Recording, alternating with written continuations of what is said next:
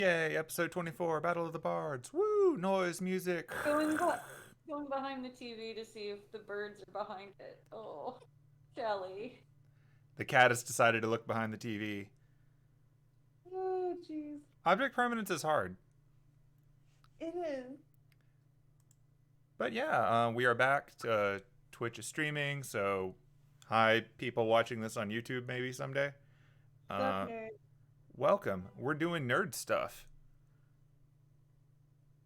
I guess is Yay. the super quick recap.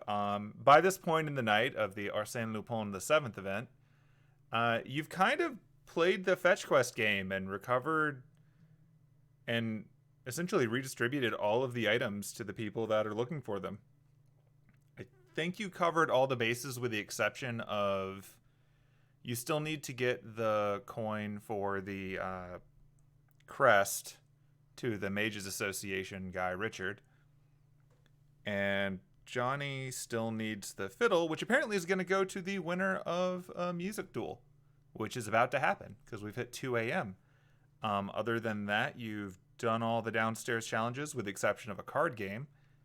And you've kind of got this interesting spot where Penelope is about to play some music. And following that, the event will continue on until 5 in the morning, at which point everyone can redeem their coins and collect the items that correspond to them. So it seems like you've made good time.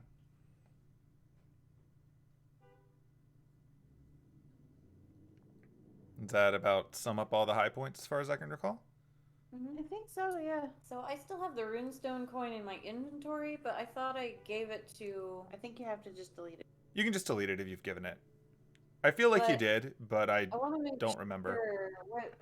What? Let me check my master list and see who has it. He had the envelope coin.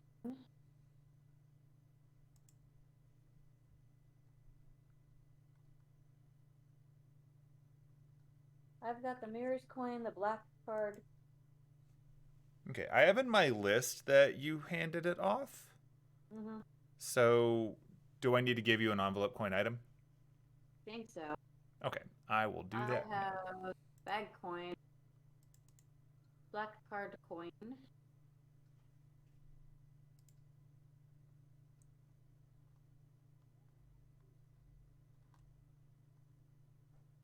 Ladies and gentlemen, the part that video games do for you. I have an envelope.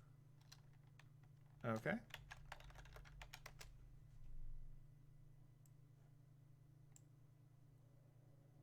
Do we know who has the coin for the press? Yeah. I currently have it. Yeah, you just got it at the end of last session. You just haven't delivered it yet. Gotcha. Yeah, she was just like, here, have it. I don't even want it. Take it. And I'm like, all right. It's mine now. Checks out. Yeah, she's really just about the golden fiddle itself, which you don't even want, but she made a point of stressing to you that she has to win it for it to count. Yeah. And that you still have to try your hardest or she'll be very upset.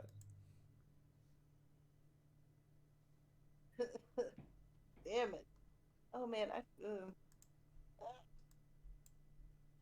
Okay, you should have the envelope coin now. So I think those are the only outstanding ones that have to be delivered, or just the coin for the crest, and then determining the winner of the fiddle.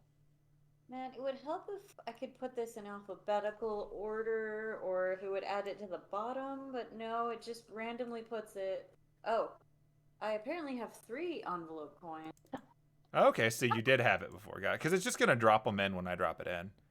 I apparently had it twice before. How do I... You can just click on it and say now one. I only have one. I have one now. Excellent. Shelly. Yeah, it is weird that you can't sort those. Maybe I'll look into that later, just because it seems like you could. Man. It seems to be able to keep track of what's in the bag by location, but everything else, it just goes off of the order it was put in on, I guess. Who knows? Plugins, tools, etc. Okay. Given all of that, we wrapped up last time right before Penelope's beginning point. She just got a moment to herself. Is there anything Penelope wants to do in preparation for the show? Other than scream internally. Yeah, you can roll for that. Okay, rolling to scream internally. Rolled a 15, just didn't show up. You rolled a 15? Yeah. Your internal monologue screams with great passion, and your internal listeners are like, ah! Good. What they get. Anyone scrying on your thoughts right now is now deafened for 1 round. Oh, good. I hope nobody's actually doing that. Take that, Merlin. Anyway, I should probably go check in with Catherine before I do anything. I think that's all I think that's all Penelope needs to do. Okay.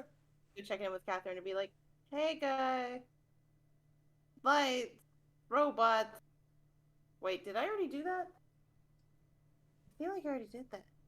You asked her before if she brought them, and she said, yeah, that she'd be there and they'd be up for the show, but you didn't give her any direction.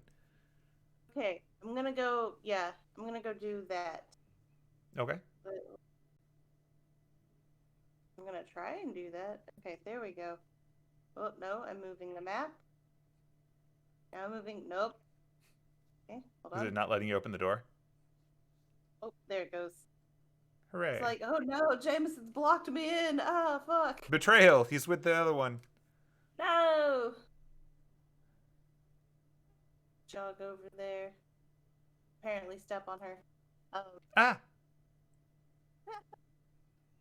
So small, yet so effective.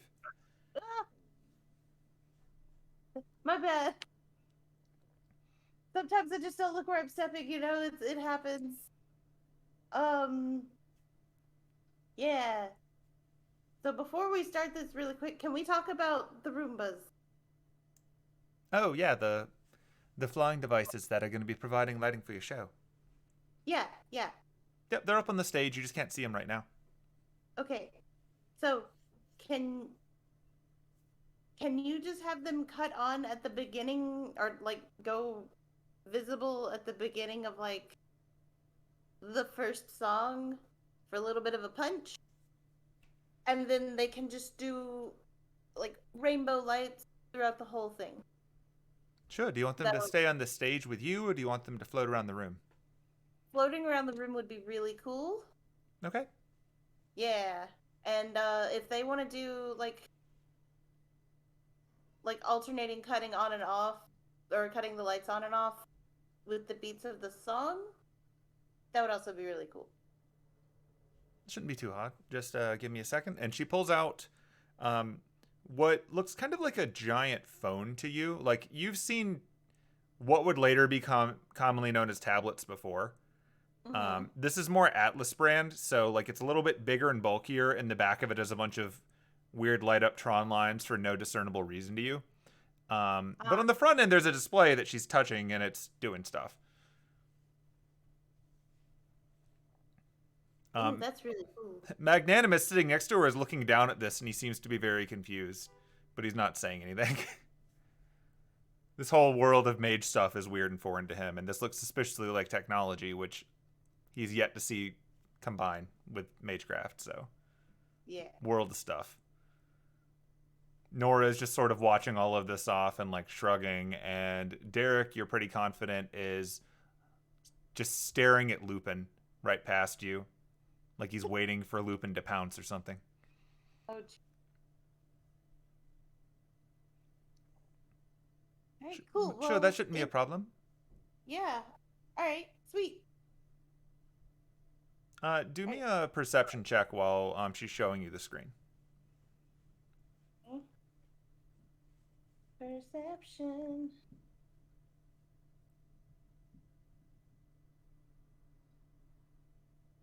No. No. I guess that is Penelope's one, isn't it? Ugh.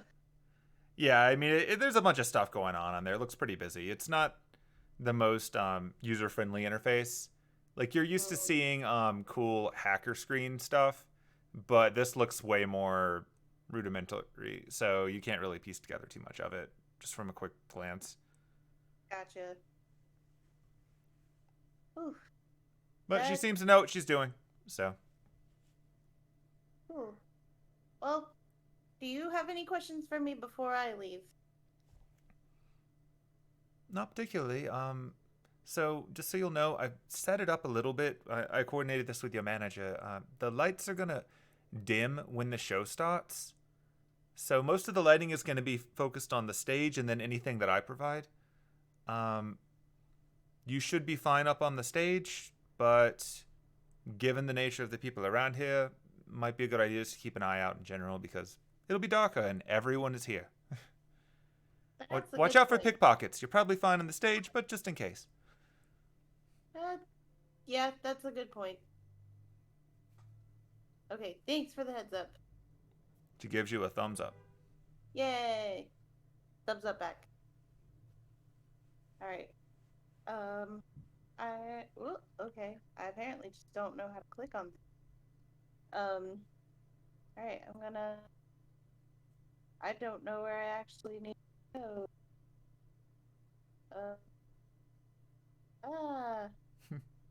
I guess I'm gonna start heading back towards the stage. Yeah, and as you're doing this, you can see Johni is making her way up too. So you're both kind of making your ways to the stage. Gotcha. Okie doke. Boop. Yeah, you can both just stand at the stage. She's gonna stand up here, like so. Yeah. Cool. Out of curiosity, can Anna see them on the stage? Hold up. Rumi just stepped away for a second. Oof. I don't think she can. We'll find out. I think I built in the high ground effect, and if you're not directly in the front of the stage, you can't see them, which is not how stages are supposed to work. I have the high ground, Anakin. You can't see me. Can probably fix for that. No, she cannot see them. Excellent. The entire stage is blacked out. That's kind of funny. All right, I'm going to probably just turn that off. Because that is not how stages are supposed to work. I know the performers went up there, but I can't see them. Out of curiosity, if...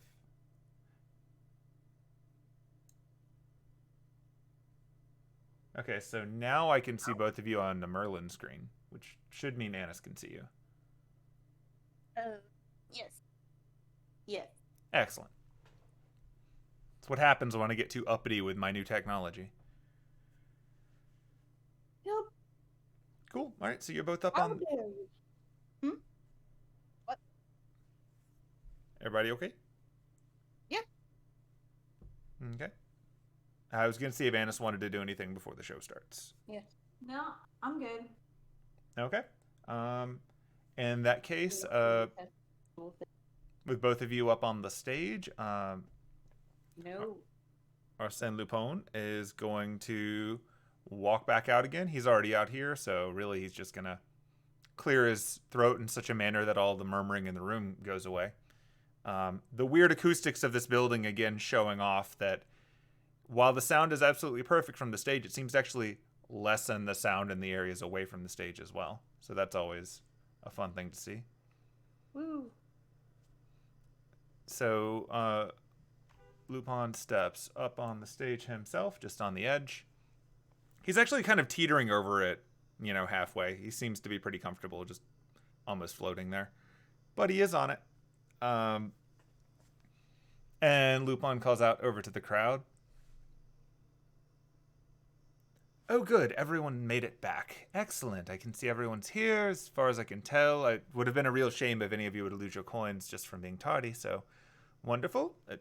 Good show, everyone. I expect all of us to enjoy what I think will be a fabulous evening. Evening? Morning? It's two. It's whatever. It is the time of the show. And so, given that, I would like to introduce everyone in case you haven't had a chance to speak with them. Over here, and he gestures to his right towards Penelope. This is Penelope, fabulous diva of the mortal music world, the mundanes, but she's got a fair bit of a following among the supernatural community as well. And, like, you can actually feel the shade being thrown at the church people as he says that. And then he continues on. Happy to report that she's here, that she's going to be performing for us first. And then after she does a set, I would like to introduce, just preemptively, over here. And he points to his left to Johni. This is Johni. You might know her from a little ditty about the devil in Georgia. She doesn't like that I said that at all, does she? And full daggers are being stared from over there. Well, that's claim to fame. We can't always pick what we're famous for. Anyway, the two of them are going to perform individually to give us an idea of what they've got. And then we're going to have a showdown. It's going to be a musical battle of sorts. And so for that one, we're expecting a lot of audience participation. I'm expecting everyone to show some interest. I mean, music's wonderful. I assume we're all capable of that. We all still have souls, right? Of course. And so given that, I would like to say that once the two have performed, they'll then compete for a bit, and the winner will receive this. And he holds up his hands, and floating above them, you can see from where you're at, Penelope, without even having to roll, that this is an illusion. It looks a little bit more real for the people out in the crowd, but since most of you are familiar with how illusions work, it's pretty obviously still an illusion because it's just floating over him. But it is a spinning golden fiddle. It's the one that you saw in the case before. It is actually way larger than a real fiddle so that everyone can actually see it. It looks like a cool hologram effect. I believe the lyric is "a fiddle made of gold." And so that will be the spoil for the winners. I trust that we'll all have a wonderful time. And then once the show is complete, I'll step back down. We'll make some final announcements about the remainder of the night. And then you'll be back to participating in games, having a good time, enjoying all of the food you can eat, just like that little bird up there. And he points directly at Hemlock, who's just sort of perched down from the third floor watching all of this. And then we'll have a good time for all. As a reminder, you've all been on your best behavior. Keep it up. Good job. It's nice to see that we can all be civil. I would absolutely hate it if we to actually leverage all of the security that I've put in place. You seem to be a wonderful crowd. It's been very pleasing all around. With that, no one's here to hear me talk, obviously, so I'm just going to make my way away, and everyone enjoy. And with that, he poofs away, like he did before. And then the lights start to go down.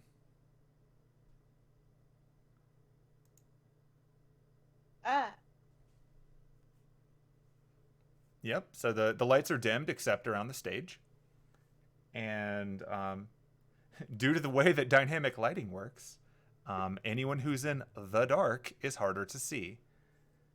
Oh, God.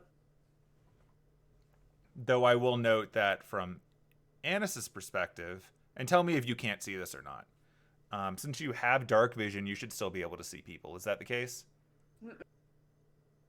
I can't see anyone sitting around me or across the way. Okay. Just the nun, Penelope. Okay. Johni. Like every single time this updates, it changes how this works.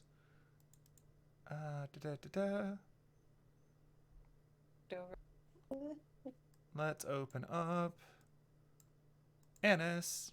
Oh, look at you having a star for some reason. Inspiration. That's a good I reason. don't know why.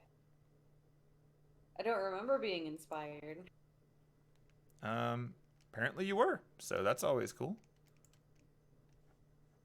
All right, let's give your token the ability to No, see. I gave you inspiration earlier for one of the games. Probably for, going and getting Something. the thing out of It might have been the boat.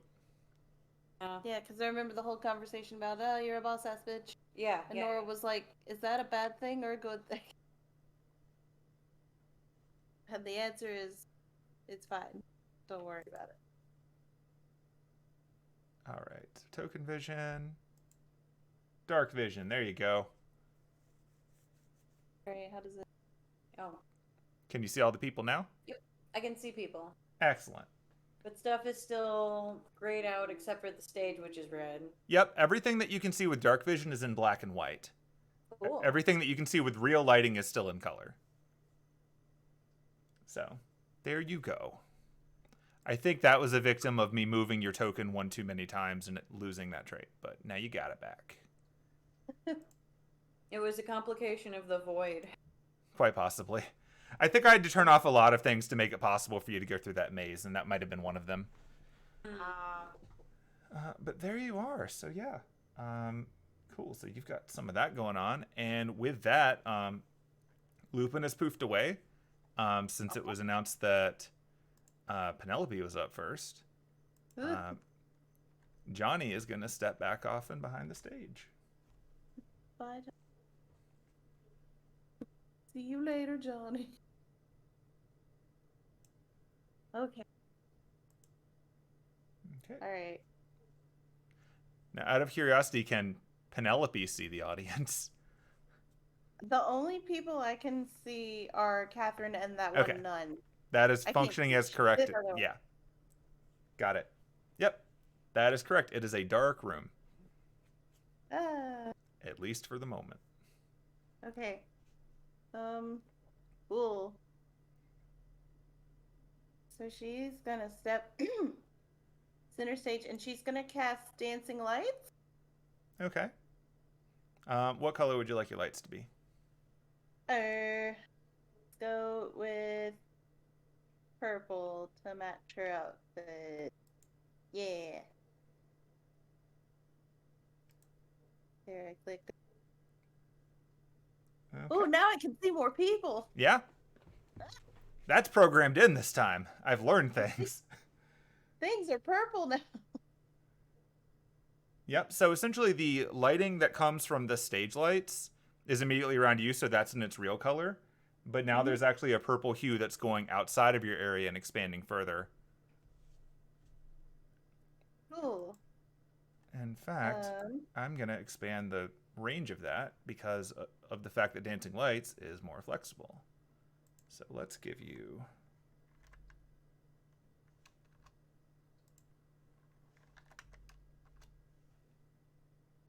Penelope Lights, are you expanding?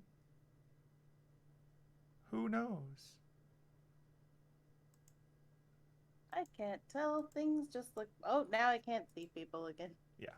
I was turning them off and on again and seeing if that would help. Gotcha.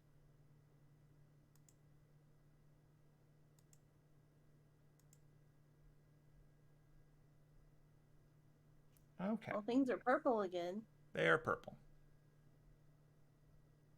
So many lighting settings.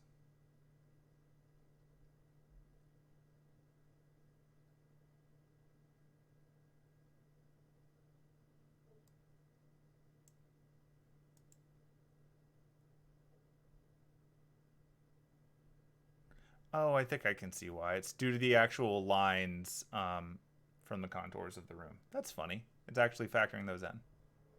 Oh. Neat.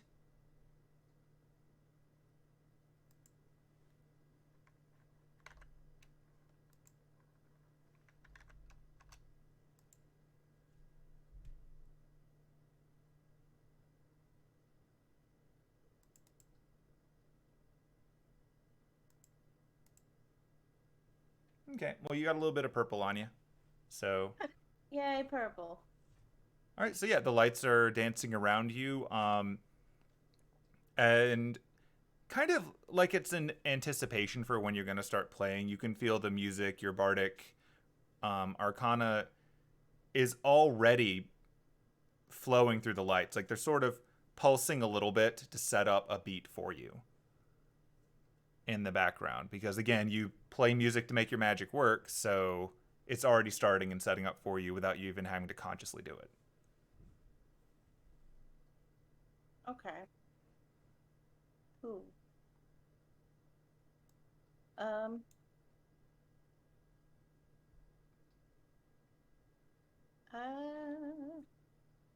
guess I'm gonna go ahead and start singing my first song. Okay. So what genre would you describe the song as? It's very much a pop song. Okay. So as you start to play, like on cue, you can, since you can see Catherine from up there, she gives you the thumbs up and she taps her screen. Mm-hmm. And when she does, suddenly behind you, Roombas! 3 devices become visible.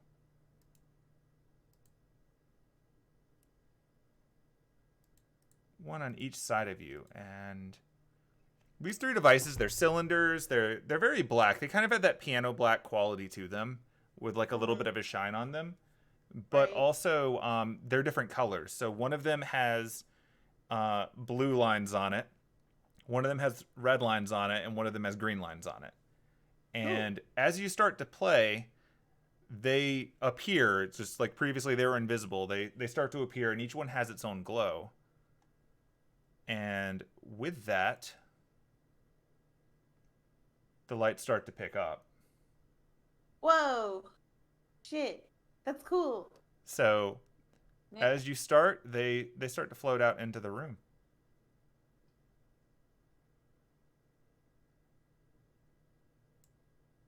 That is so cool.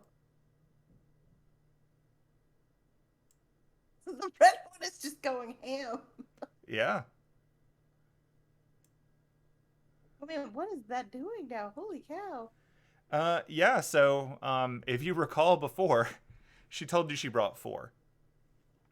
And 3 of them have appeared and are floating around the room making lights. And you don't know where the 4th one is, but there's a lot of light coming from behind you. Yeah. It almost looks like it's coming from Penelope. Oh no. Well, cool. All right.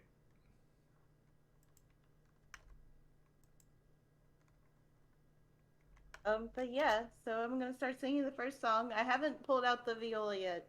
Okay. What are you playing on? You're just singing? Yeah, just singing. So there's just background music. Okay. Yeah, so you've got your background music running, and so like we said before, the way that this is going to work mechanically is that before you do your performance check to win up the crowd, you get to do some other kind of check to wow and impress them. Okay. And this sort of sets up your other roll. And so that means you use a non-performance ability. So like right now, you've got some lights floating around the room, setting ambiance. You've got a crowd that for the most part is still sitting in their chairs. Nothing has really excited them yet. So like, what would you like to do to get them on their feet?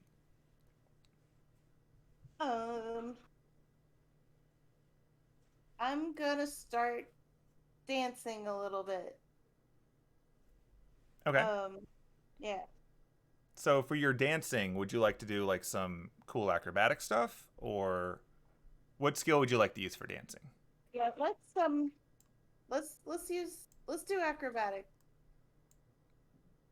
Okay. So you can go ahead and give it a roll and describe to me what Penelope's trying to do. Okay. She's trying to do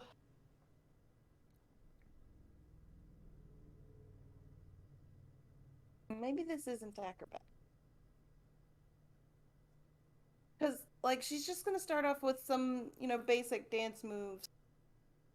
So maybe this is more of an athletics? Yeah, so the way that it would work is like acrobatics, like it's kind of like the distinction between things that take strength, which would be like, jumping, like, pulling your body up into different places and stuff like that, whereas dexterity, more acrobatics, being around, being a bit more loose, playing off your balance and stuff like that. Like obviously all of these are factors in dancing, so it's just which end do you want to lean on more at the moment. So for right now, if you're starting out with the more basic stuff, nothing too flashy, then you can absolutely do it as athletics. So it would be like cardio. Okay. Yeah, she's like, it's basically just like skipping and stuff like that. Okay. Roll for skipping. Oh, you skip. I skip. You skip like crazy. So, 19. yeah, so as the lights are starting to glow like crazy around you, The three Roomba lights are spinning around in a circle. I'm not going to bother dragging them because it might crash someone's computer. But they're spinning around in circles on the floor and making it abundantly clear where people are supposed to go. And as you start skipping and moving around on the stage, you can see from the lighting of what you're doing and the motions that you're making that some people out in the crowd are starting to get a little bit restless just sitting still. And to probably no one's surprise, the first person to get up and walk out and make a fool of themselves is our superhero. Yeah, Of course. I was expecting that. Yep. Derek walks out, and in a very Star-Lord way, he starts to do monk flips back and forth and whatnot, trying to get some attention. And about the third time he does it, he sort of reaches over toward Annis and does like the, coming out and join me gesture. It is up to Annis if she would like to, reciprocate that or acknowledge it. Yeah, alright. But only because I want to support Penelope. Okay. So the two of you head out to the dance floor right in the middle. And as Penelope is completely tearing it up on stage with her mad skipping cardio powers, not even sweating, the two of you get out and you start to move. You start I'm not going to make you in the audience do a check on this. But yeah, you seem to be having a good time out there, and the crowd is starting to get a little bit more into it. In fact, I'll let Annis make this roll. Annis, do a perception check instead. You can get a sense of what the crowd temperature is.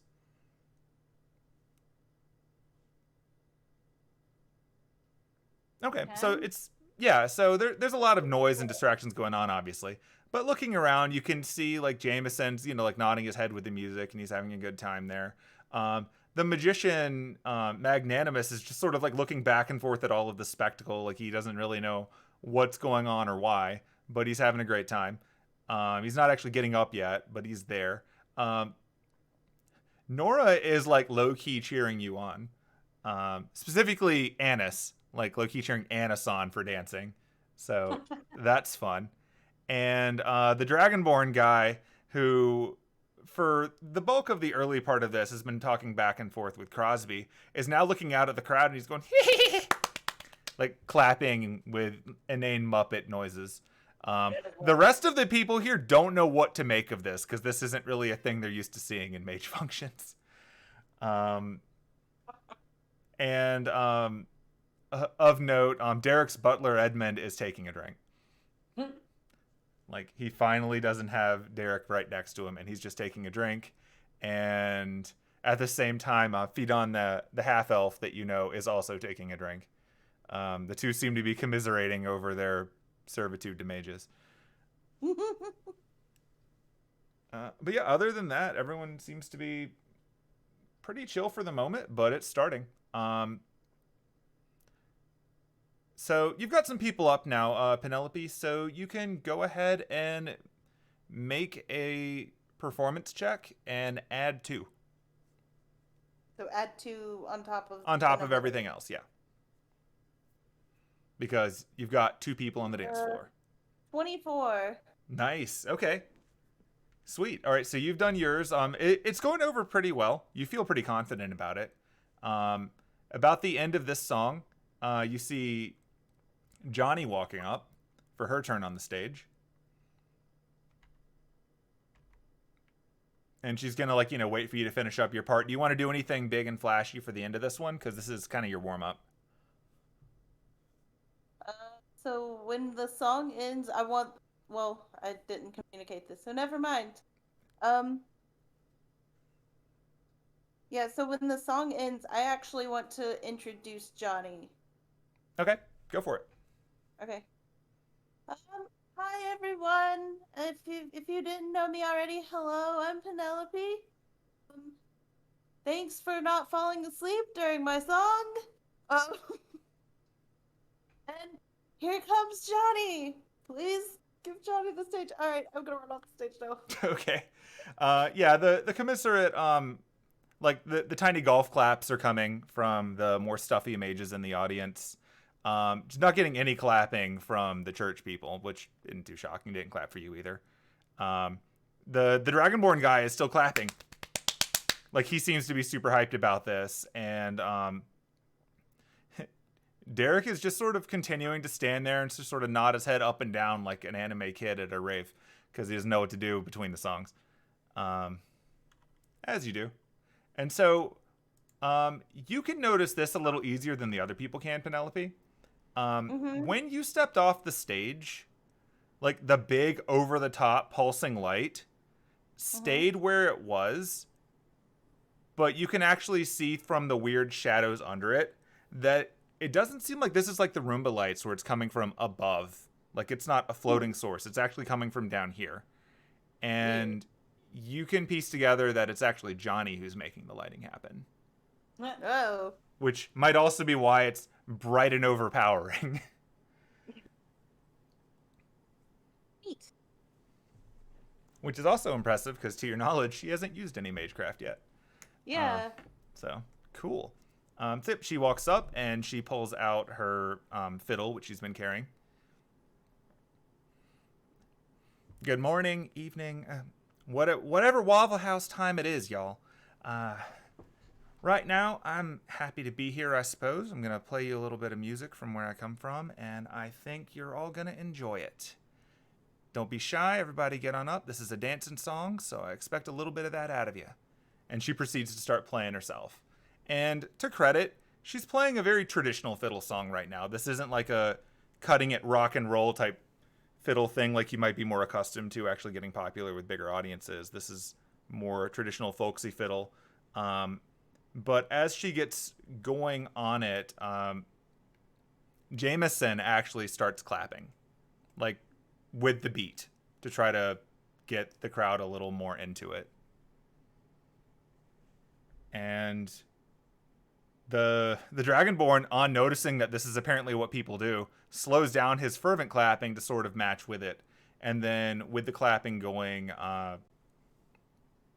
it's a little more clear that Derek is, like, still trying to dance, but he doesn't know how to dance to fiddle music, and he sort of turns and stares at Annis for, like, please help, I don't know what to do.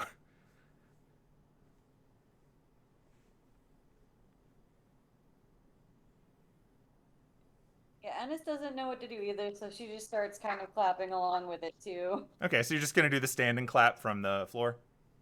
Do, like, bob back and forth with the beat. Sure. Okay. So the clapping is happening and the fiddle's playing, and she's going to try to roll her persuasion and see if she convinces anybody else to get up and dance too.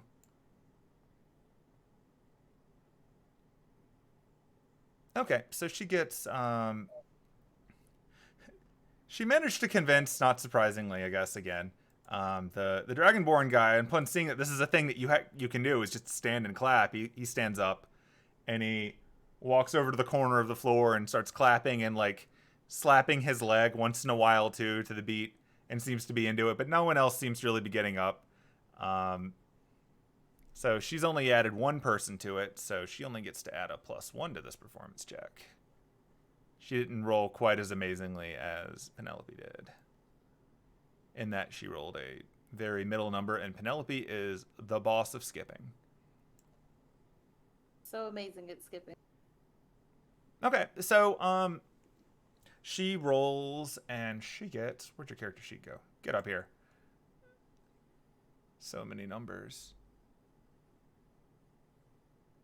Okay, so she doesn't beat you. She's a few points short. So what this is going to mean is that for Penelope, I want you to make a note, or if you have physical dice nearby, feel free to grab one. Okay.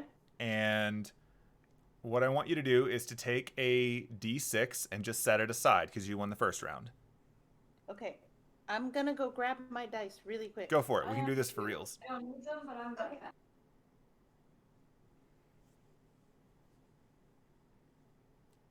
Music battle.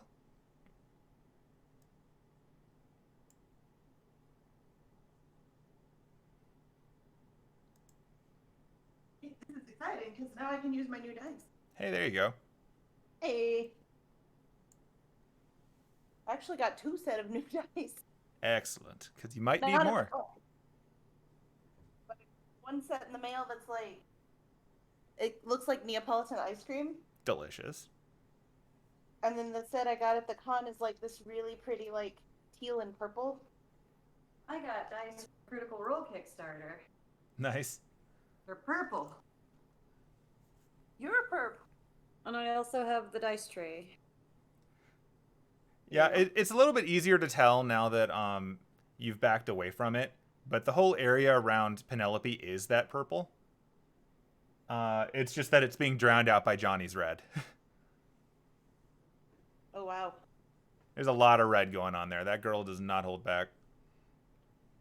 This is important for her. But okay, so yep, you got your D6. Yay. Cool. All right, so with that, she's going to step back, and round 1 has gone to Penelope. And now Penelope is free to take the stage again. Okay. What would Penelope like to do in round 2 to rile up the crowd as she gets ready for her next song? Okay, so for round 2, let's see. Be like, all right, how's everybody doing tonight? Are we still awake? Woo! I'm very awake. Thank you, Addis. Glad you're still awake. I'm having a great time. I haven't been to one of these in a long time. This is great. Crosby's clapping for you. Thanks, Crosby. We don't have these out in the wandering sea. Not one bit. No, although we probably should. Do you do performances? Yes. Are you free on New Year's? It's really the only time you can visit. Call me later. Okay. Talk to my manager. But yeah, so I'm going to I think I'm basically also using persuasion Okay. at this point. So I'm basically just being like, I'm just here to help you guys have a good time. I know this whole event has been a little stressful for everybody. So, we're all just here to have fun. I want everybody to get up and dance to this song. It's not a fiddle song. It's another pop song, but it has a really killer beat. Okay. And it also has really good lyrics. And I think you guys will enjoy it. All right. Go ahead and roll your persuasion check. Oh, 17. Okay. Yeah, 17 Wait, actually. Do what? Do I add the no, never mind. Ignore me. Sorry. The D6 thing? No, I was thinking about that +2 thing, but that was per performance. Oh, right. Ignore Yeah. me. Yeah. So with that one, you actually do get some people up. Nora hops up, and she physically grabs your magician friend and drags him out there because he doesn't seem to know what's going on anyway. And she pretty much puts him on the spot and forces him to dance with her. Oh, jeez. And he's like sort of overwhelmed by all of this, but he seems to be having a good time. So he's been captured, and also Crosby's going to hop up too. And he's going to walk up there next to your dragon buddy. And you've got a little bit of a crowd forming out there now. So you're playing your pop music. Again, the more traditionally minded people in the room all seem to be sort of leery. You notice they also sat further away, like they were less about this life. Yeah. But nonetheless, you got some of that going on. Give me a perception check from Penelope too. Okey-doke. Oh, that's a 6. Okay. You can't really tell why, but you've noticed that Catherine seems to be distracted. Like she's still messing around with her little screen. It might be controlling the Roombas, it might be something else, but she doesn't seem to be really focusing on what you're doing.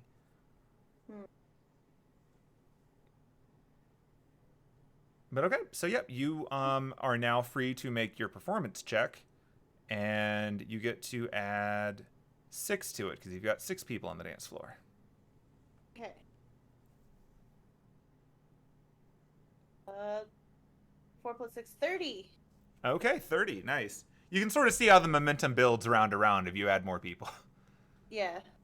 Awesome. All right, so yeah, you pop through. They seem to be enjoying it. Like all the people that are standing up are having fun. Some more confused than others, but they seem to be having a lot of fun. Nora seems to be having fun. You can't quite tell. Like, I mean, Annis can sort of see this from around her monk friends, like pointy ears, that Nora seems to be having as much fun from the music as from putting this stage magician on the spot and surrounding him with stuff he doesn't understand and then just seeing what happens. You recall that she used to do this to younger half-elves and younger druids as well, who were trying really, really hard to look like they were above having fun. So this sort of takes you back to childhood a bit. Nice. All right. So, yep, you get through your second song. You get a nice cheer from everybody who's standing up. You also start to see some smiles forming on the faces of the more stuffy people further back. Thank you, everyone. I'll be back. All right. I'm gonna run off stage. Excellent. Right. Johni's going to come back up.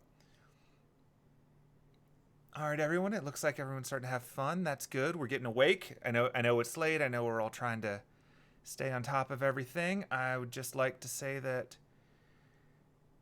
wouldn't want anyone falling asleep on my watch, so I'm just going to turn it up a little bit. And she starts to go a little bit faster on her fiddle this time than she did before. And in the process, you can start to see sort of floating above her, similar to the illusion that Lupin made.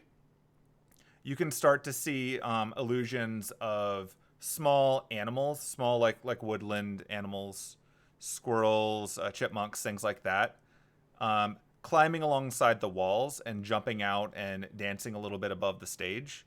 Like they're not huge. It's not like a super massive illusion, but it does seem to have a bunch of interacting elements. It kind of feels cartoony almost. And so she's running through that, and she calls back out to the crowd, so do what you can to dance like they do. And then she rips a little bit further into it. And unfortunately for her, she is not as well rounded with stats as Penelope. So she doesn't have quite as many skills to fall back on. So she's got to use persuasion again, but unfortunately, because she's already used it before, she doesn't get the crowd advantage. So, or rather, for this part, she's gonna. There's a hidden penalty that I'm not showing you, but Oh boy. it's your suggestion to use different skills, and she just doesn't have a lot of them. She is very specialized. Okay, so unfortunately for her, she did not roll super well on that one.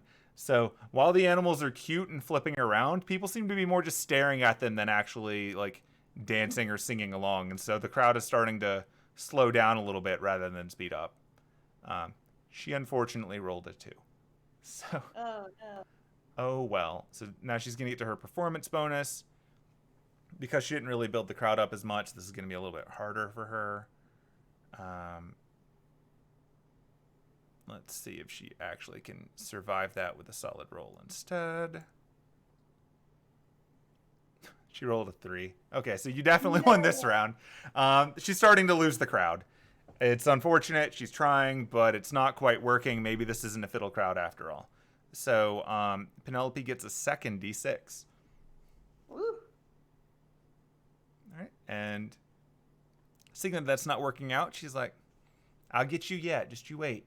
And then she backs away. And you're back up. Okay, before I go on stage, so can I say that while she was doing her performance, I wanted to go and like sneak out and just see if I can talk to Catherine really quick, like while the song is happening?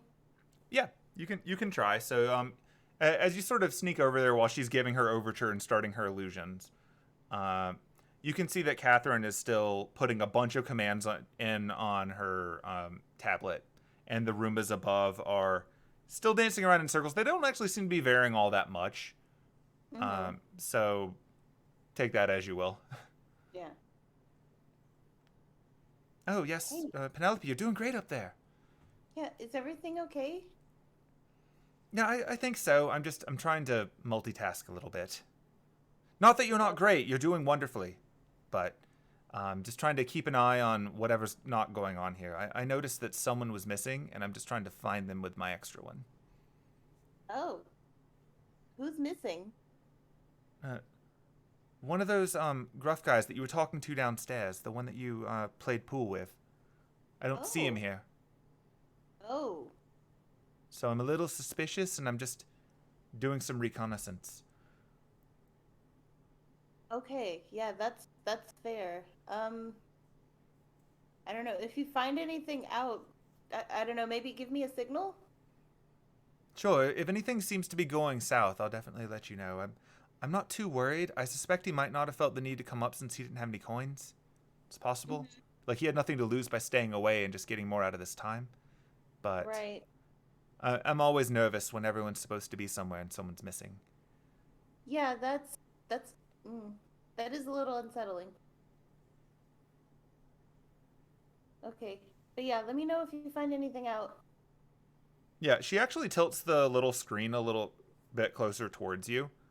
And you can see, in addition to all of the, random things that she's been tapping before, there's a little picture-in-picture element in the top corner. There's 4 screens. Yeah. 3 of them are the Roombas that you can see in the room floating around up there with apparently some kind of camera element pointing down, so you can kind of see what's going on under them. The Yeah. 4th one seems to be in another room that you haven't seen before. Yeah. And it, in and of itself, has a bunch of tiny little screens on it. Huh. Like some weird picture-in-picture nonsense. Right. What am I looking at? Like what's going on in that corner? Well, the fun thing about Mr. Lupin's security system is that he's got to have all these cameras go somewhere, so I had Venus take a look. It's currently upstairs in the security room. They didn't notice it slipping in when the door opened. Oh, huh. I was going to use it to cheat in the maze, but it seems like Annis figured it out early, so I just left it in there just in case we need it. Oh, neat. They're having trouble finding him, too. Oh, that's not good. Oh, I think your rival is stepping down now. You might want to get back up there. Yeah. All right. Yeah, let me know. No problem. Good luck. Keep killing it. You got it. Don't say good luck before performances. You have to say break a leg. Do your best. Close enough. All right, and then I'm gonna, before I go on stage this time, I'm actually gonna grab my viola. Okay. And then beep beep, hop up on stage. Okay, right. so, Johni is not the only one here with a stringed instrument. And I'm going to show you guys something really cool.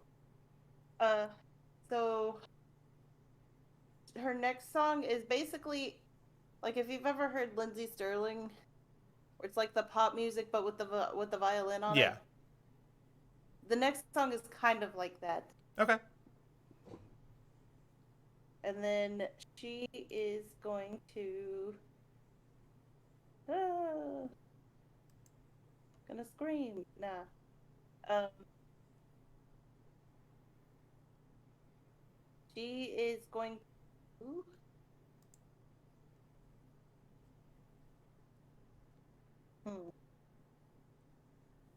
I don't know what I was trying to think of there.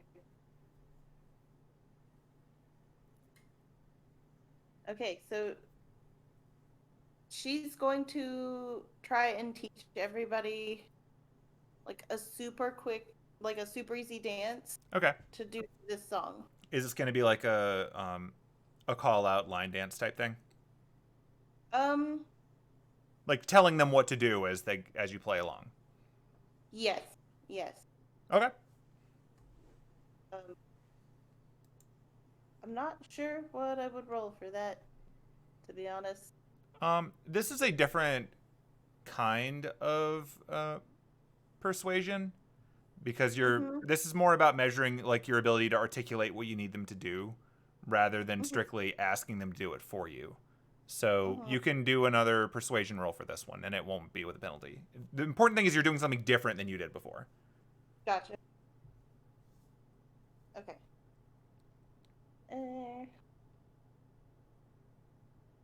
Oh, that one was not as good. That's a 6. Okay, so yeah, you start calling out instructions for what to do. Thankfully, you've got some people in the crowd who can maybe get this started for you. Derek is gonna try to follow your directions. See how that rolls for him. Actually, wait. Oh, I need that. All right, ignore all the dice that this is about to make because I forgot how to let go of them without it adding a bunch. So that's not real. I forget that Derek is coded differently than other people because I tried to optimize monks like some kind of arrogant fool. All right, get him, buddy.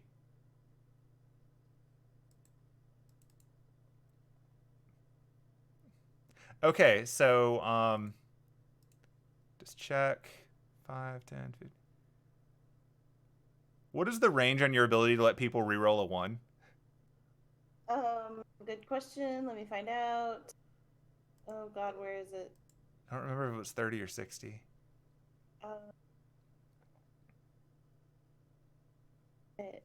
Hold on, I'm trying to find it. Bountiful luck. When an ally you see within 30 feet of you rolls one. Okay, so I think you're a little out of that. But yeah.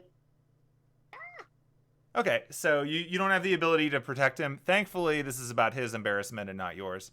So Annis, the guy that you're dancing with, is trying and completely failing to dance along with the instructions. Would you like to save him? Yeah. I will cast. I guess I'll cast guidance.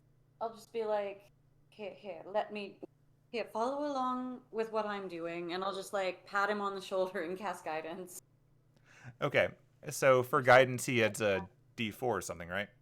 A D4 rolled to 1 ability check. Yeah. Okay. Okay, so you have brought him up to a 5, which is way better than a 1. Yeah. So, you know, you saved him. Yeah, like he's not doing the best dancing, but it's very clear that you're helping him. And so it's more endearing than embarrassing. The point is he's trying. Much to more of a surprise, the Dragonborn is amazing at dancing. The old man Dragonborn lumbers forward to front and center on this thing and proceeds to not just do everything that you're saying, but start improvising his own twist on it. And it becomes a little more clear that his illusion doesn't quite line up with his body from the fact that he accidentally bumps into the Roomba and it has to float a foot higher. Oh no. But like you can't see the part of him that hit it. It's very clear that this boy is tall. Like he is exactly about 2 feet taller than he looks based on the way that he bumped into that Roomba. But it floated a little bit higher to compensate. But yeah, he's tearing through there. And at this point, Norna steps around to between him and Magnanimous. And they start to form the front line that are doing whatever is going on. Magnanimous seems to have figured out how this works now that it's more like normal human stuff. And is kicking through, and you've started to build a crowd down there. And so with that, and your roll before, you see Jameson steps up to help a little bit. Got your back. And now that there's a bit more of a line forming out here, where'd he go? This guy sees a woman dancing and decides to walk out too. Of course.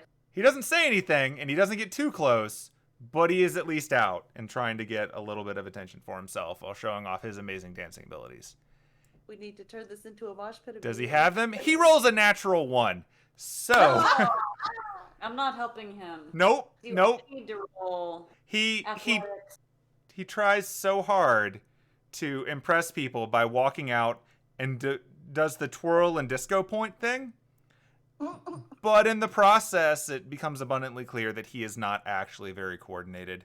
So he does the twirl, and he just sort of keeps twirling, and he bumbles into Derek, who, Oh no. through the aid of guidance, is able to, combined with his monk skills, doesn't lose his own footing, but kind of deflects the guy around him in a bit of a twirl, dodging Annis, and just sort of twirls him back and away. So now he's back here by himself, and he stumbles onto his butt and uses the rest of his action to stand up. But action is definitely happening down there. With this, Derek, sort of saving face almost, looks back over to poor Edmund, and he sort of like tilts his head for like, hey, get out here. And Edmund is going to make a roll to see if he has the will to say no to his boss. He rolls a 4. Edmund comes out on the dance floor with his drink. He finishes it all in one gulp there, sets it down, and then steps out begrudgingly and starts doing a okay job of following the direction. But you started to finally form up in a little bit of dancing lines. Do I need to roll anything? Like, Are you going to try to follow along with what they're doing? That would be a performance Sure, check. yeah. Go for it. Performance? Yep. I don't have a bonus in that. It's okay. You're amazing. Okay, it rolled a 17. I guess I'll try it again. I mean, I believe you if you say it rolled a 17. Like, this would be the dumbest thing to cheat on. So, Yeah. yeah, if you rolled a 17, that's fine. So, like, Annis, having spent much time at druidic parties, understands the value of a good dance, and also listening when people tell you how to do something. Perhaps herself at some point being awkwardly pulled out into a group gathering by Nora, similar to what she just did to Magnanimous. And so Annis is right there on top of it, and she is dancing along, and she's compensating a lot for her monk bros lackluster performance. But lines have started to form out here, give or take what the map allows me to line people up into. And Annis is rocking it. Crosby also does surprisingly well. You get the impression that Crosby actually knows how to dance, and it's just not something that's come up yet. Good for him. So, given all that, since you've got some people back out on the floor now, even with their failures, they're getting engaged. So, 1, 2, 3, 4, 5, 6, 7, 8, 9 people. So, add a +9 to your performance check, Penelope.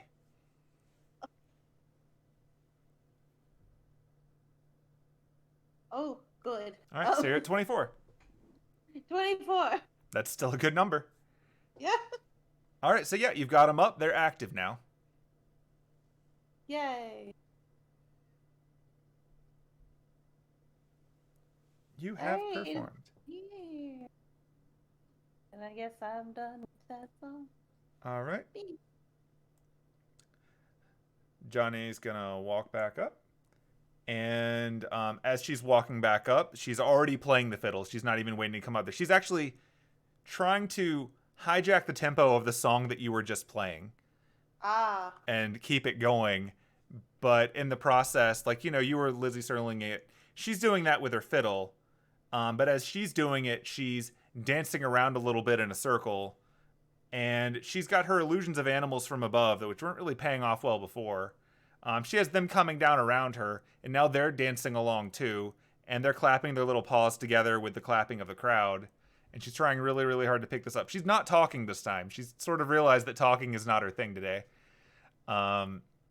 So she's doing a little bit of that, and she's actually decided to start moving around a fair bit on the stage, way more than before. She was pretty subdued, but now that the music's taking her and she's got more going on, she's doing, like, so the line dancing that you kind of caught up to them before, she's taking the things that you were telling them to do, and she's doing it herself too. Like, this is a more coordinated act than you'd actually thought it was going to be.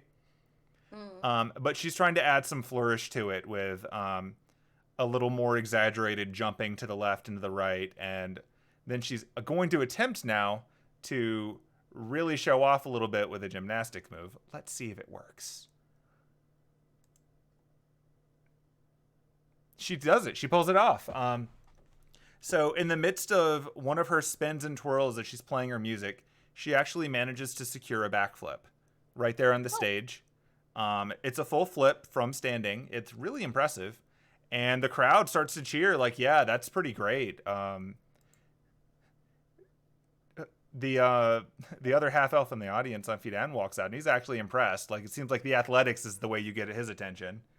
And likewise, the Goliath woman seems to be won over by this. Like, this is more of the stuff that she's into.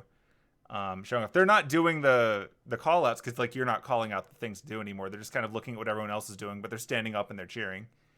So now she's going to make her roll, and we will see how her performance goes.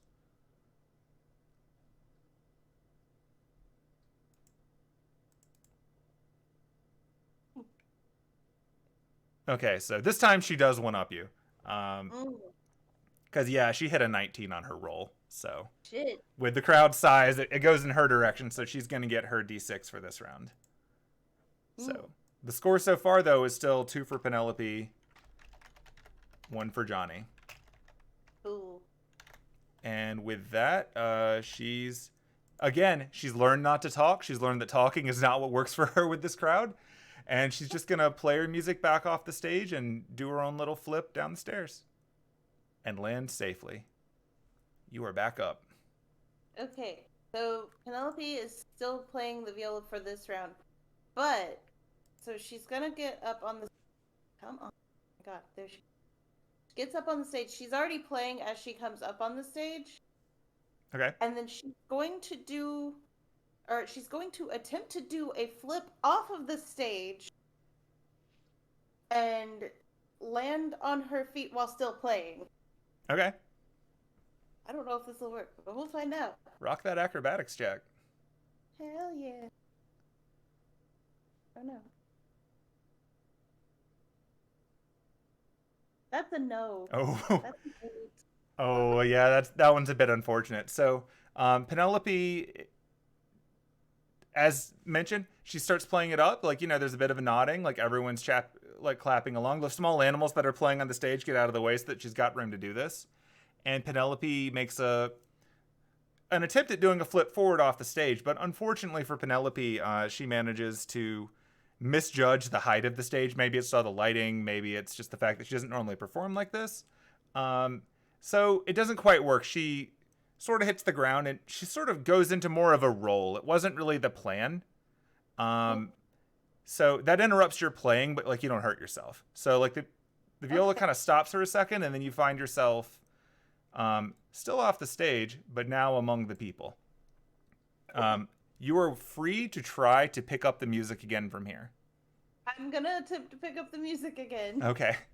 So this will be a fresh performance check. This is not your performance check for the round. This is just a performance saving throw, really. Okay. As weird a concept as that is. Yeah. Natural 20! Did she do that on purpose? Was this a fake out? Did she just one up? It's ridiculous. So yeah, not only do you stop the music while you're rolling, as soon as you end your roll, you roll into a standing up again and you pick up the music like nothing happened. And now you're much closer to the crowd. And everyone cheers like they thought this was like the point. Like that's what you had in mind the entire time. And you were just showing off like crazy. And in fact, as you're doing this, the bumped by the dragon Roomba floats over above you and starts giving you an extra little bit of backlight as you move away from the stage so that you continue to stay illuminated even as the stage light can't keep up with you. And yep, you're down here. It's engaging. Give me a perception check, Penelope, and Annis too. Both of you can. Oh, 7. Okay, so Penelope, you just had a lot happen right now. You don't really know what's going on, but people are cheering and clapping for you, so that's great. Annis, what you notice is that of all people, the woman from the church is low key like nodding her head with the music. She seems to be getting slowly won over by this. You also notice that even the kind of snooty mage lady, who I say snooty, like really just the woman who seems to keep her nose up at most of these things. She's not stepping up on the stage, but she is getting up. She stepped over like a foot or two from her chair. And she seems to be clapping along with the music herself. Like, she's not going to go all out, but she's enjoying this. Like, the idea that Penelope jumping down maybe inspired her to actually get up, because it felt silly being one of the only people sitting down, seems to be working. And with her getting up off of that move, the other, like, more stuffy mages in the room are like, we should probably do that too. We should probably do that too. So, like, Richard awkwardly shimmies his way over here to the crowd. Likewise, the other mage present walks over, and similar levels of engagement. They're just clapping their hands. They're not really dancing, but they have gotten up. Like they were waiting for the cue from someone of higher standing to be like, yes, this is normalized behavior. We can do that. About the only one that you can see in the room who's not standing at this point is that guy from the train, who's still sitting over there and is still very firmly staring ahead. Annis, you recall from the stories that you got from Penelope earlier that this guy seems to be very business-minded. Like, he doesn't want to get distracted in any way, shape, or form. So, he's a hard sell. But regardless, Penelope, you recovered from your flip. Everyone thinks it's great, and you've now got participation from almost everybody. So you can do your performance check, and we're going to add 1, 2, 3, 4, 5, 6, 7, 8, 9, 10, 11, 12, 13, 14. Whoa! Assuming I counted that right.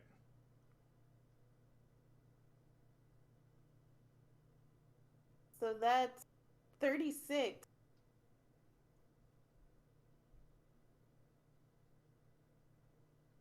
Nice.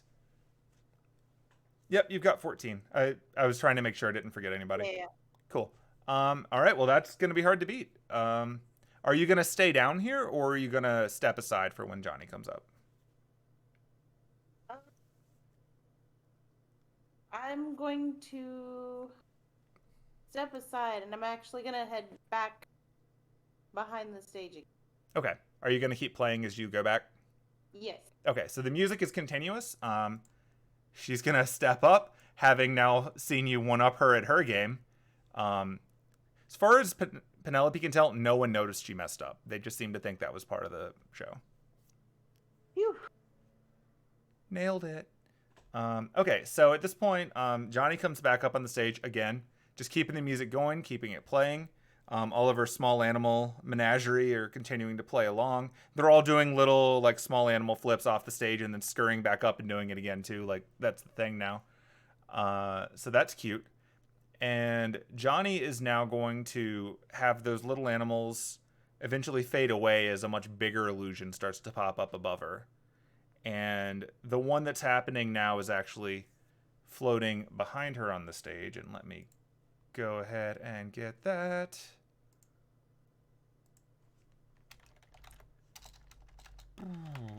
What do we got? Where you at? Oh, it's so much slower because of all the effects. That's on me. That's my fault. I got greedy. So yeah, as she's playing this next one, similar to in the actual Zevil Went Down to Georgia song, she starts playing on a different part of the violin in a much deeper tone. It's like a lot heavier. And in doing so, the lighting behind her starts to get a little bit dimmer. And instead, what you get is a shadowy outline followed by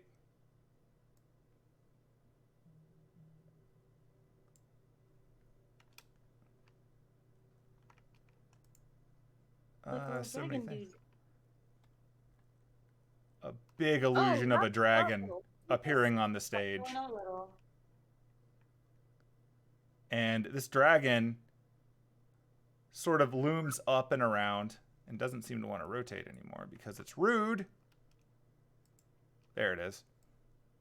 Sort of looms over her, and this big dragon, like, everyone sort of pauses for a second and stares up at this dragon. It's clearly an illusion. It's like she's making it blatantly an illusion. It's transparent. But it pulls out its own fiddle, too. And she and the dragon start doing a fiddle duet. And this is much deeper. Like, the big pulsing lights are gone. The dragon itself seems to be a light source.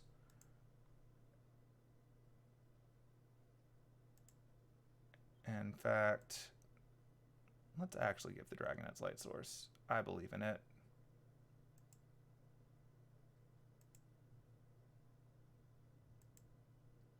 Blam! Dragon light. Cool. Whoa.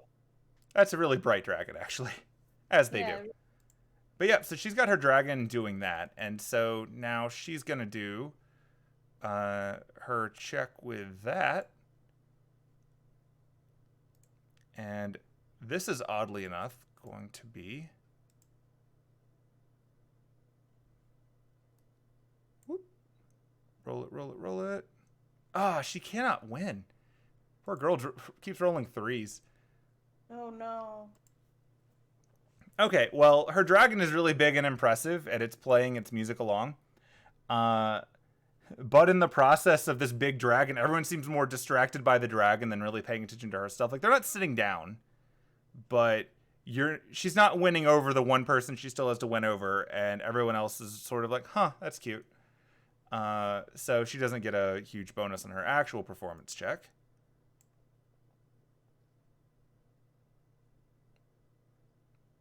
Okay, so Penelope. Mm-hmm. Would you like to let someone within 30 feet of you reroll a 1? Yes. Okay. Oh, she cannot win for losing. She rolled another 1. I can't help this. No. I can't save this. She literally rolled 2 1s in a row. No. Oh, that sucks. Okay, so yeah. Suffice it to say, the crowd is not feeling her brand of illusion today. So Penelope gets another d6. Oh my gosh. That is rough. I guess I'm glad this isn't combat or someone would be dead. But Yeah, shit. regardless, she's leaving the dragon up and she's backing away and she's signaling for you to head on up as you see fit. Okay. Okay, I have put the viola away. Okay. And instead of going back onto the stage, I'm going to skip around the stage and back out to the crowd. Kind of like like you see with idol performances where they just get out and start running around in the crowd. Yep. Fire up those Woda sticks. Huh? Firing up the Woda sticks, yeah. Yeah, basically. I do have one quick question before I do this. Sure. And as a reminder, this is the 5th round, so this will be the last one. Okay. So I know earlier when I tried to use suggestion, if I had used the eyes, it would not have counted as an attack, correct? Correct. But if I had used the spell, it would have. Right. Okay. Does that also apply to enthralling performance? So would that count as attacking or no? Let me look at enthralling performance just to make sure.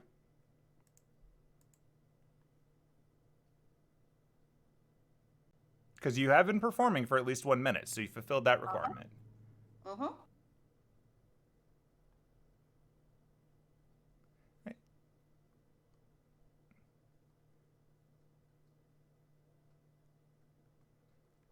I'm going to say that you can get away with this in part because it's not actually magic. Okay. I mean, it is in the meta sense of, like, you know, it's obviously magic. It even says in the description, Fey magic, but you're not casting a spell. Yeah. And the rules for it are specifically targeting someone with a spell or attacking them, which you're not doing. So, Okay. oddly enough, that makes me wonder if that prevents dragon fire or not. I'll have to look that up before you fight dragons. But Yeah. for right now, you can get away with it. Absolutely. Well, The only reason why I'm confused about it is because, like, the card says spell when I click on the little square. Yeah. It does say spell. And it does say target, but she's not, like, actually actively casting a spell. Correct.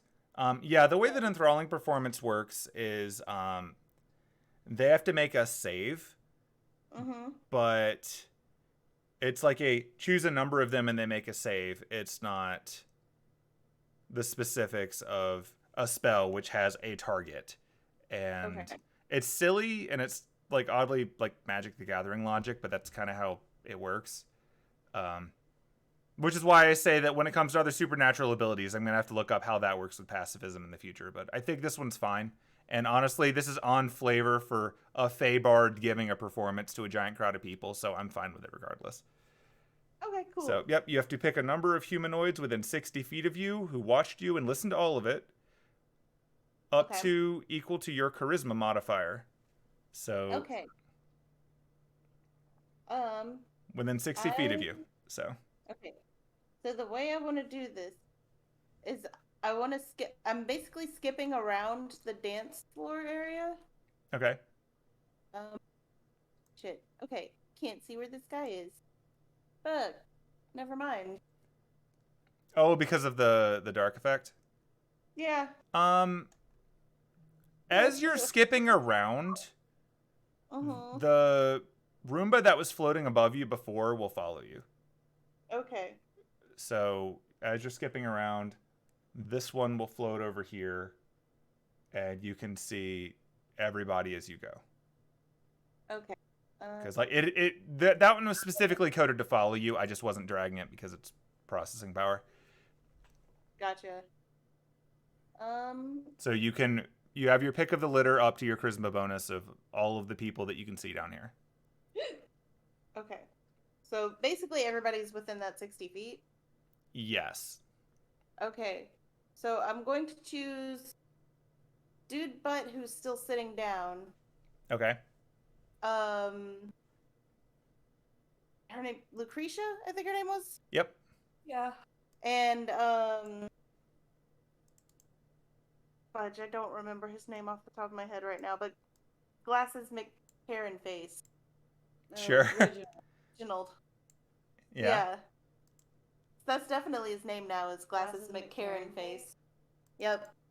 Of the clock tower McCarran faces, of course. Yeah, totally.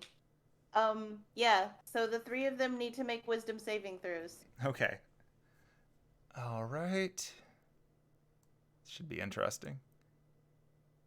All right, and the difficulty is is it your spell save? I'm pretty sure it is. Let me see. They must succeed against your spell save DC. Okay, which for you is, I think, 14? I don't remember. I'm trying to find it. I don't remember where it is on the sheet. They don't label it well. Let's see. So your charisma bonus is +3.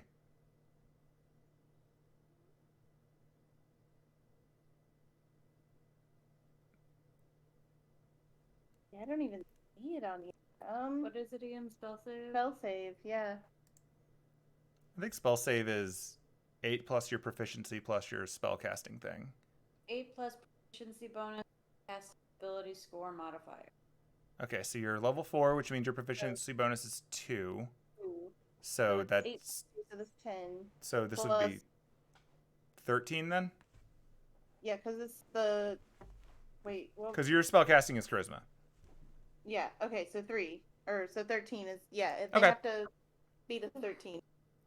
Okay.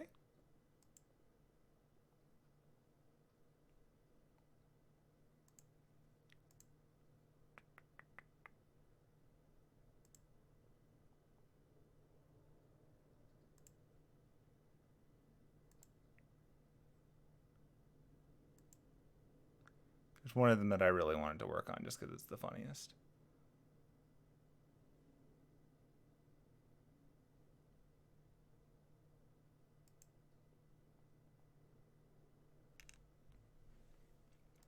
Okay, so as you walk around, you're definitely wowing the crowd that's already here. Like the ones that are standing up are having a lot of fun. Yeah. When you go by those three in particular, so you've got Glasses McCarran face, as noted before. You try to hit him with the enthralling performance effect, and you see it start to take effect on him, but it doesn't quite stick. However, he's actually just liking the music now. Cool. So you think you're actually just winning him over the normal way. Hooray! When you go by the guy from the train, similarly, it seems to start to take effect on him, and he shrugs it off and he just stays sitting down. Like he's very firmly focused on his work thing. When you go by Lucretia, something really interesting happens that no one else in the room can see but you. Your spell, not your spell, but you know when you perform like this that you can see small ticks out of the person, like of their behavior. Like they almost slow down a little bit while the effect goes in because you're entrancing them as part of the charming effect. When it goes over her, she winks at you and then holds up one finger over her mouth.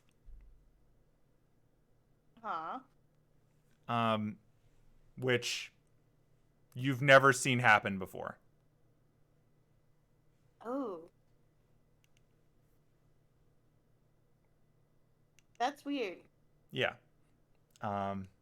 That said, she laughs a little bit and she does step up and she starts playing along anyway.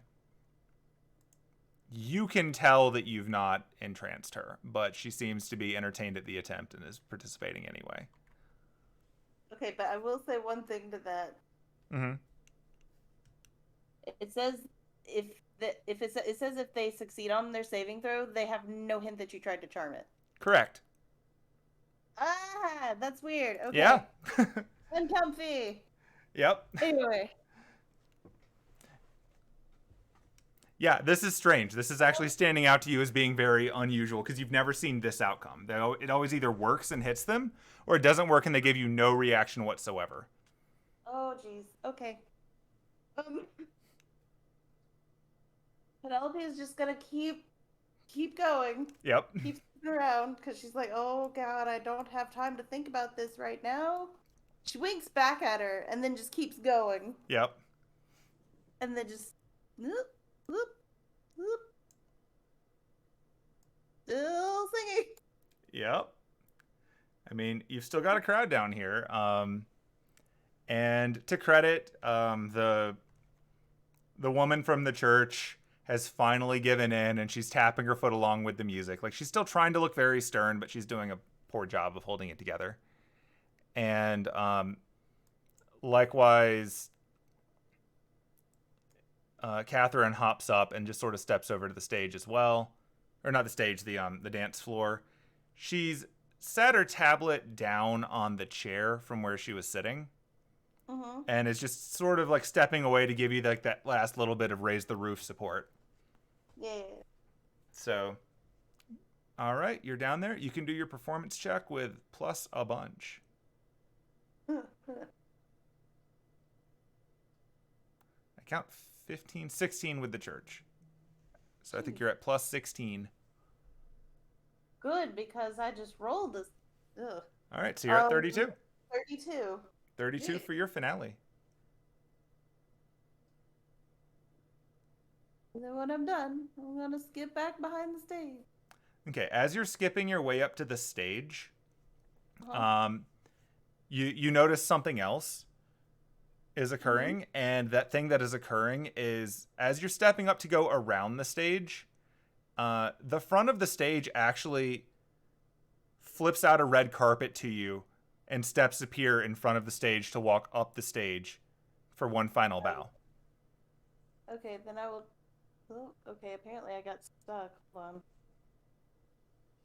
And as you walk up to do the bow, you can see Magnanimous is like sort of giving you like little finger guns. Make finger guns back at him. Apparently that's the extent of his ability to help you. He's in way over his head with all this heavy duty magic illusion stuff going on, and he's just trying to do what he can. It's the thought that counts. Yeah. Okay, so you get your bow? Yeah, I'll take a bow. All right, Johni is now gonna walk up for her last bit. Boo. All right, and she's gonna continue her blazing fiddle adventure.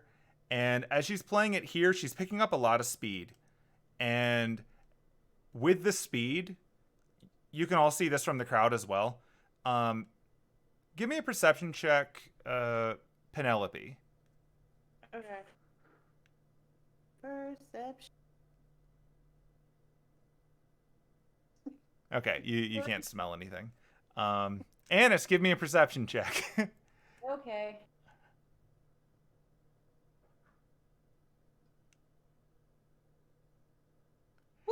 Annis, you smell burning. Well, that's interesting.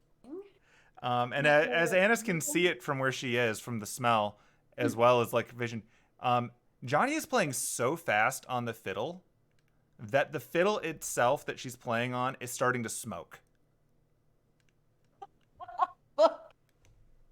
Just gonna stand there, like, staring in disbelief.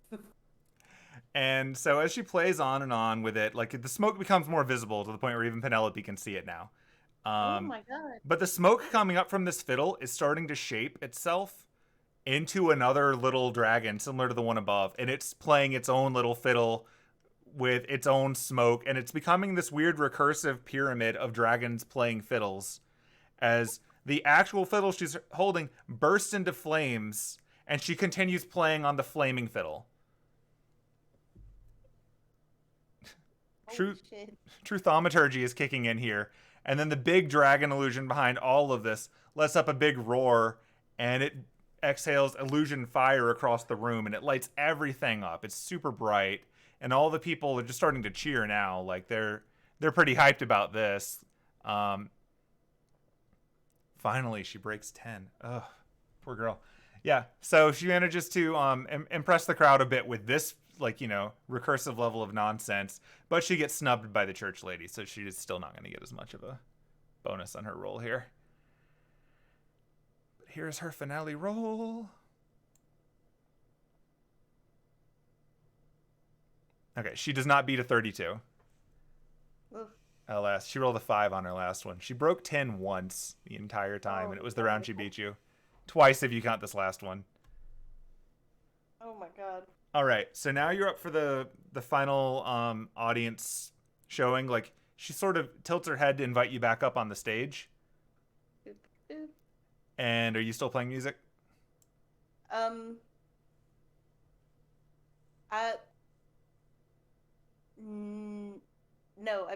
but I do bring the viola up with me. Okay.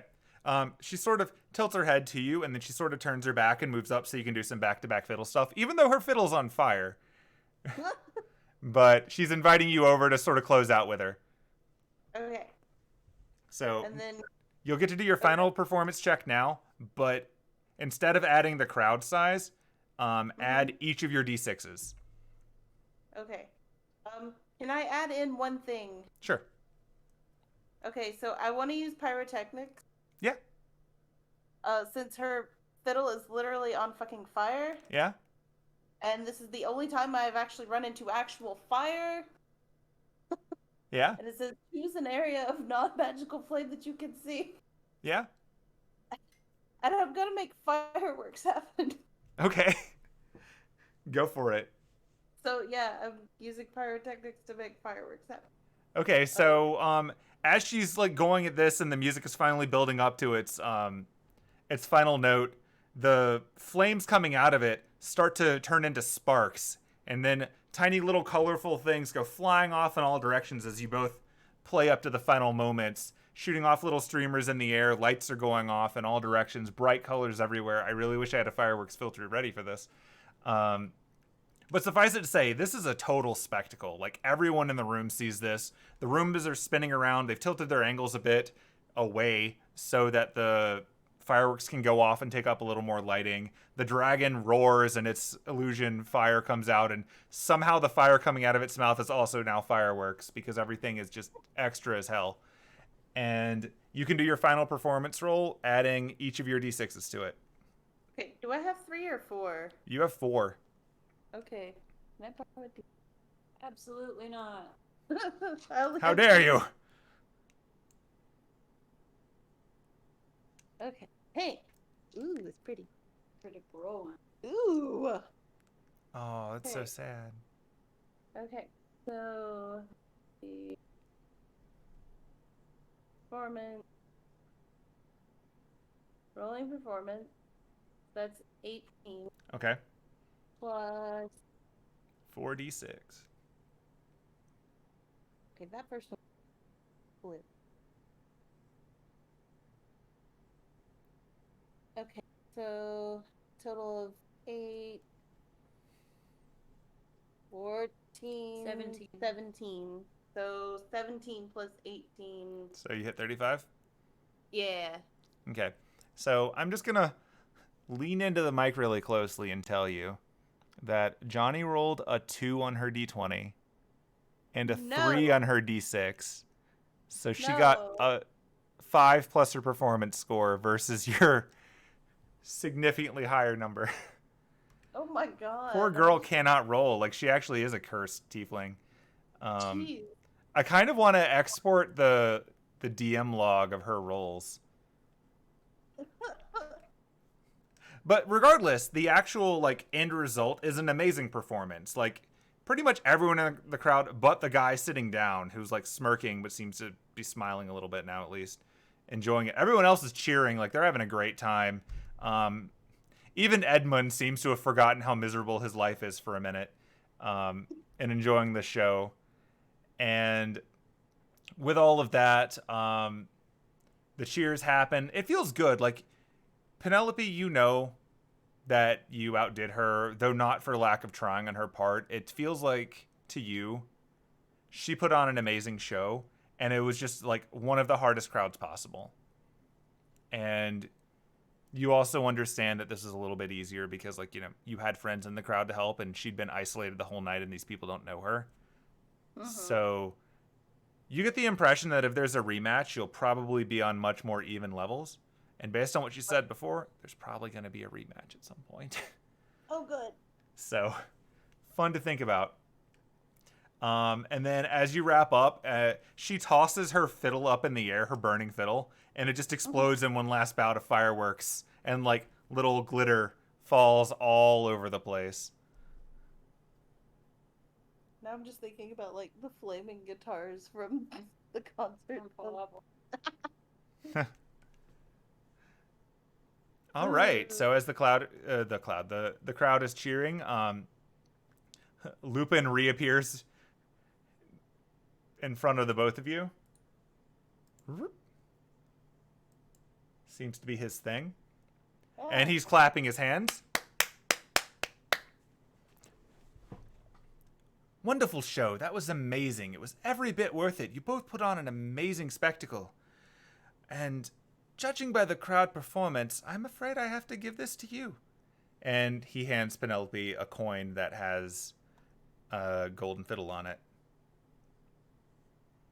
Ah, thank you. You did a good show. I can't help it. You beat me. Well earned. You know I'm going to want a rematch, right? I mean, yeah. I look forward to it. It'll be fun. It's good to have a rival every once in a while. You just keep it safe. I mean, if you want, I can just lend it to you until we have a rematch. I don't think it works that way. Oh. I don't know how golden fiddles work, so... It's a bit complicated. I'll explain it to you, though. You did good, though. You bested me in music, unlike this cheating fraud right here. I didn't cheat. You cheated. You got nothing on her. And at this point, you can see like a little awkward look on Lupin's face. Like he's smiling, but it's like the more uncomfortable smile versus like the bravado smile you've gotten so far. Oh, jeez. Like he's being called out on something, because he is. But yeah, so I'm going to give you a coin. Hooray. Hurrah. Boop, boop, boop, boop, boop, boop, boop, boop. All right, and with that, the big dragon illusion's going to go away. Boop. Behold all the light of the big dragon. Ugh. And given that, Lupin's going to turn to address the rest of the room. And he's going to call out to everyone. Well, everyone, I hope you all had a wonderful time. With that, I certainly did. I believe we've only got about 2.5 hours left. And with this, I believe most of the coins have been distributed. I hope everyone's found what they're looking for, and they have a little bit of time left if you want to sweeten the pot and perhaps barter with one another as you see fit. And as he's saying this, at this point, I'm going to have to ask Annis and Penelope to give me a Constitution save.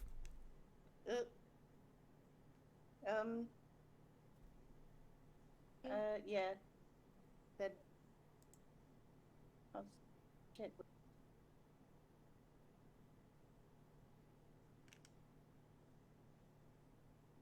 Ooh!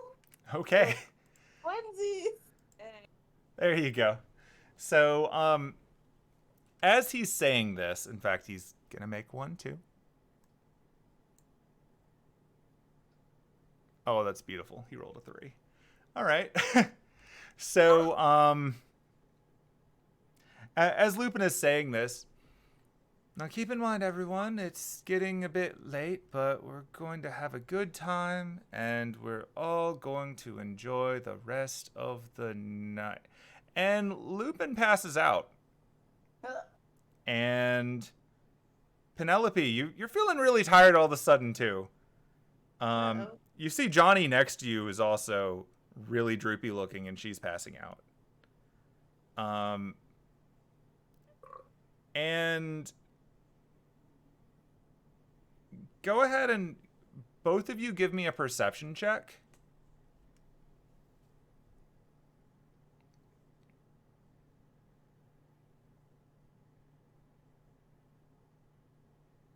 Oh. Okay. Annis has a better shot at seeing this anyway due to proximity. So, Annis, you're feeling really sleepy, and that's weird because you don't usually... Like, you're really sleepy in the mornings, but you're usually a night owl and you wouldn't be tired, especially after all the moving you just did. But what you can see is there's some kind of cloudy haze in the room, and you've not really, as Annis, been clubbing before, so you're maybe not used to dry ice effects. Right?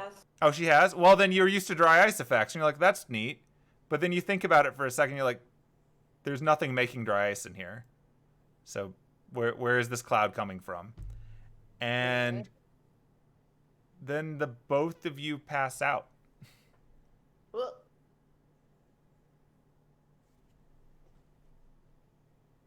And Penelope snoring. that's fair. So now for the fun and interesting part. So I want each of you to make another Constitution check. This isn't a check though, not a save.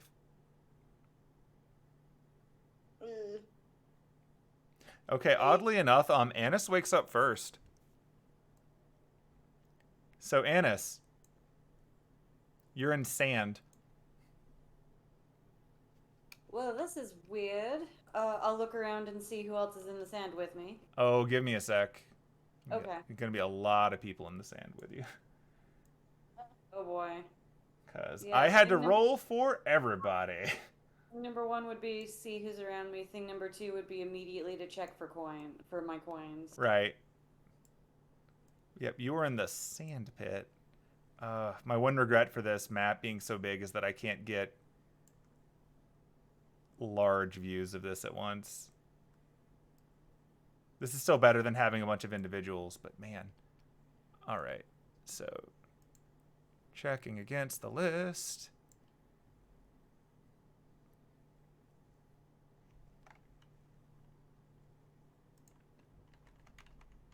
Boop, boop, boop. Lupin passed out too. Yup. Huh. Oh no. Uh-huh. Oh, it's actually just easier to look at the list of people who passed. Here's a hint. It's really short.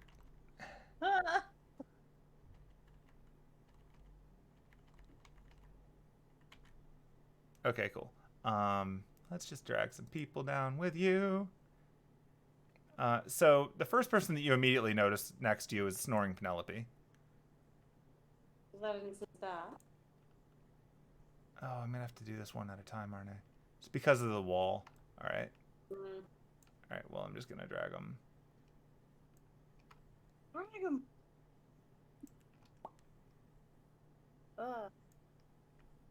No.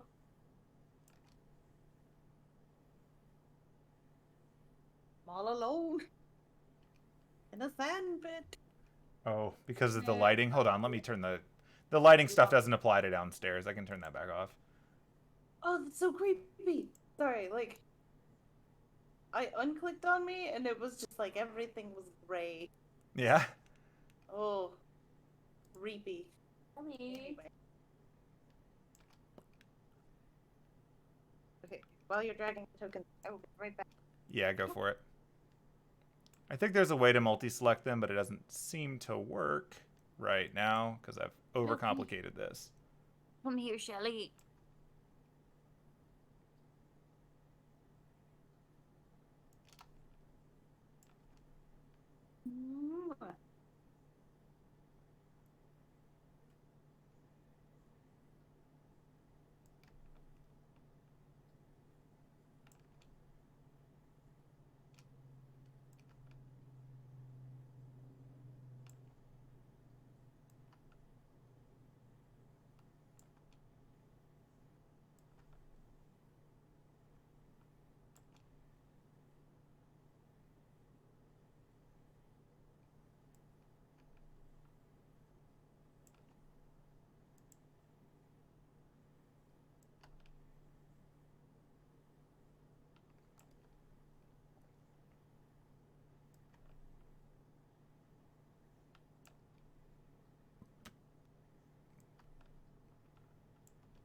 So many tokens. Looking forward to when we're playing normal D&D again, and I don't have this many tokens. This is fun, but come on, guys.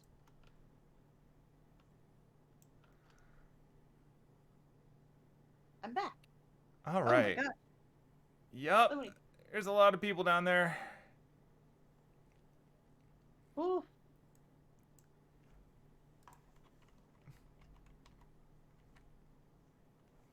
All right. So as you come to,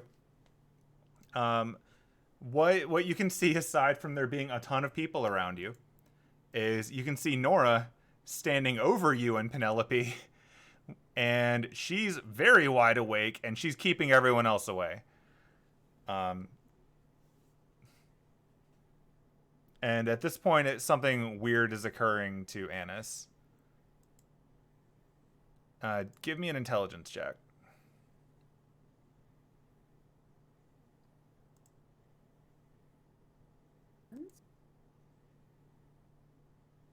That is enough. So Annis, you're a half-elf. And as a half-elf, magic can't put you to sleep. So what happened?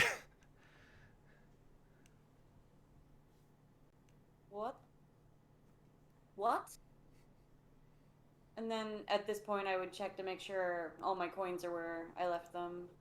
In the pocket. Yeah, do an investigation check on yourself.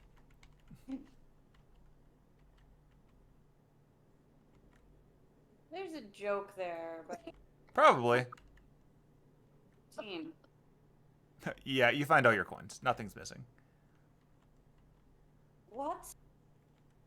What happened? What is going on?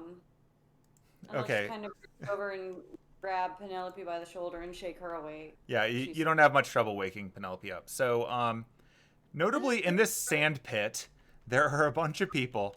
The only ones that you can see are awake are Nora and Crosby.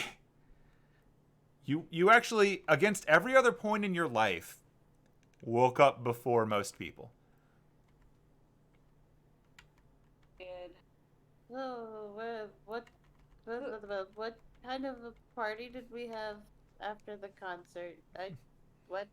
Saw some kind of... The two of you might want to check your pockets. I don't know what happened. The floor collapsed on us after everyone passed out. I'll look up. So, like, looking up here, it's just normal. We fell into that maze, and then that dumped us here. It might be the only reason we didn't die.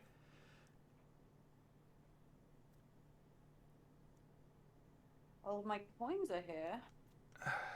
Oh, let me check mine. Hold on.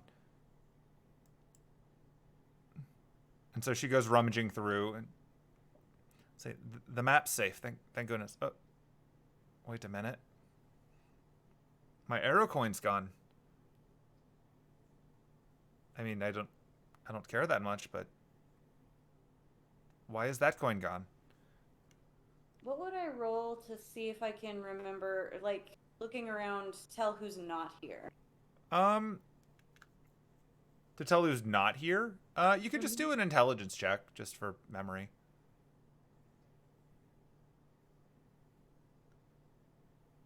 Okay, so looking around with that... No, I'm sorry, I was incorrect before. One other person was awake. The dragon guy's awake. So he's awake down here, too. So, like, yeah, Lupin's here, obviously. The people that are not here, that you can tell, include the people that were, from positioning, further away from the center of the stage. Or from the center of the dance floor. And not on the stage, which were the sister from the church, the high-ranking mage lady, Lucretia, the Goliath woman isn't here, and that mercenary guy from the Harvesters who never got out of his seat isn't here. Everyone else seems to be down here. And the guy who was missing before is also not here. You guys from the train, Lucretia, church, the sister from the church.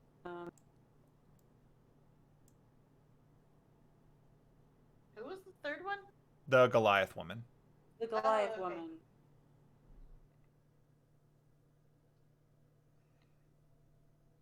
Who? I'm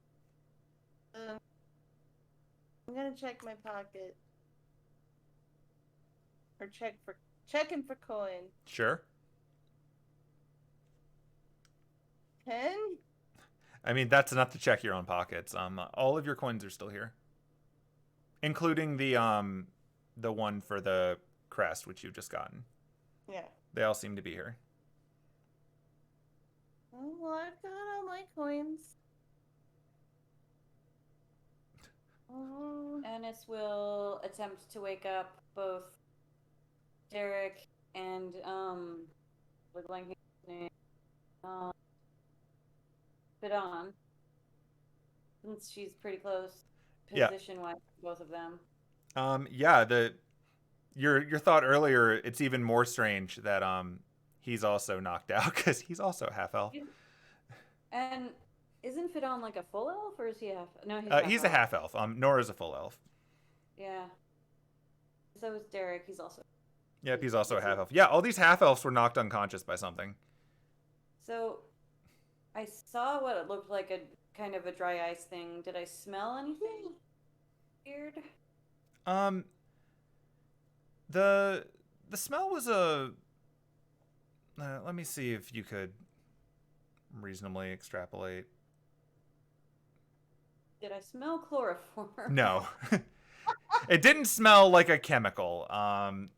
So that's nice. Just let me confirm story notes, because I did write these things down and I don't want to make something up that contradicts it. Gotcha. I know better than to try to improvise things that I've actually already figured out.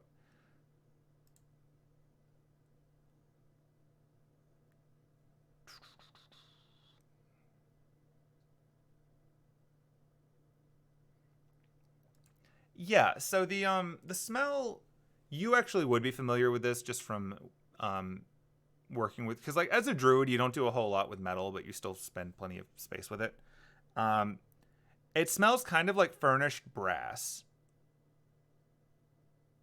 Like it. So when I say it's not chemical, I mean it's not super high-end artificial chemical. This is something that you might have smelled from people who have been doing metal work in the past. It's a very strange smell for this context. Oh, what looked like a kind of like dry ice, and I smelled brass, Huh. like a blacksmith smithing brass. And that's all I remember, and then I woke up here. I don't remember shit.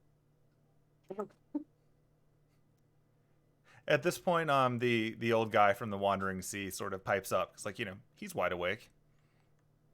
That's what this smell is. It reminded me of a dragon, like a brass dragon. They smell like that. They put people to sleep. I didn't see any dragons up there though. Shouldn't, and neither should either of these two, I point to Fidon and Derek, shouldn't have been able to be put to sleep by any sort of magical effect. No, not by magic, but a dragon breath will do it. It's not really magic, it's just what they do. Huh. And with this, he walks over and he kicks Lupin, and Lupin wakes up like, what? Why am I in the sand pit? That's not right. Is there another dragon here? Not to my knowledge. Can you bottle dragon breath? And she's just like, it's one of those like, oh my gosh, if this is a thing, so many new potions. Do an Arcana check to see if you can think of a way to do it. She is now fully just like, not like super worried about the situation, but thinking about the possibility. Where are you? There we go. Okay. I am rolling, and it's not showing up. Let's try There's it. one. Was that what the first one you rolled said? Oh no, that's like the third one. I don't remember what the first two even said. Oh. It's fine. Okay, I mean, it like, you don't know how to do it, but the prospect of being able to do it Is distracting me a lot. it's very distracting. It's just like, maybe. Like, you've never had a dragon to try this with. You don't really know what the chemical composition of a dragon's breath is, but you do know that there are always, like, legends and stories of special properties of dragon fire. It's possible that maybe with the right circumstances, someone could. I don't know. Could be cool. Simply put, the ability to bottle dragon's breath, since it's not, doesn't count as magic, could probably be pretty effective if you could figure out a way to do it. But you'd have to find a dragon. Would find a dragon. Or maybe a dragon born. Kind of look at the old guy like. The old guy is currently, like, poking at Lupin. Is this you? Did you do this? Because it's kind of funny, but it's a bit weird. No, of course I need to get to security. I don't. Where's the church? I don't see any of them right here. I'll be right back, everyone. Please don't rob each other while you're asleep. That's just bad form. And with that, he's gonna shimmy his way up the stairs. I don't see anyone from. Yeah. Oh. And away he goes. Was I successful in waking up either of the half-elves? Yeah, you can do it. Like, spending an action, since we're not really in initiative, is pretty easy to shake them awake. So when you wake up, Derek, he goes, never sleeps, just as, I am awake. Are you safe? Is everyone safe? What's going on? Who did this? Why is there sand? Are we at the beach? Where's the water? There's the water. There's a boat. Wait. We're not at the beach. This is We're not the still in beach. We're still in Lupin's house. And we're trying to figure out what happened, because by all accounts, we shouldn't have been able to have been put to sleep. That is strange. We're quite a resilient people.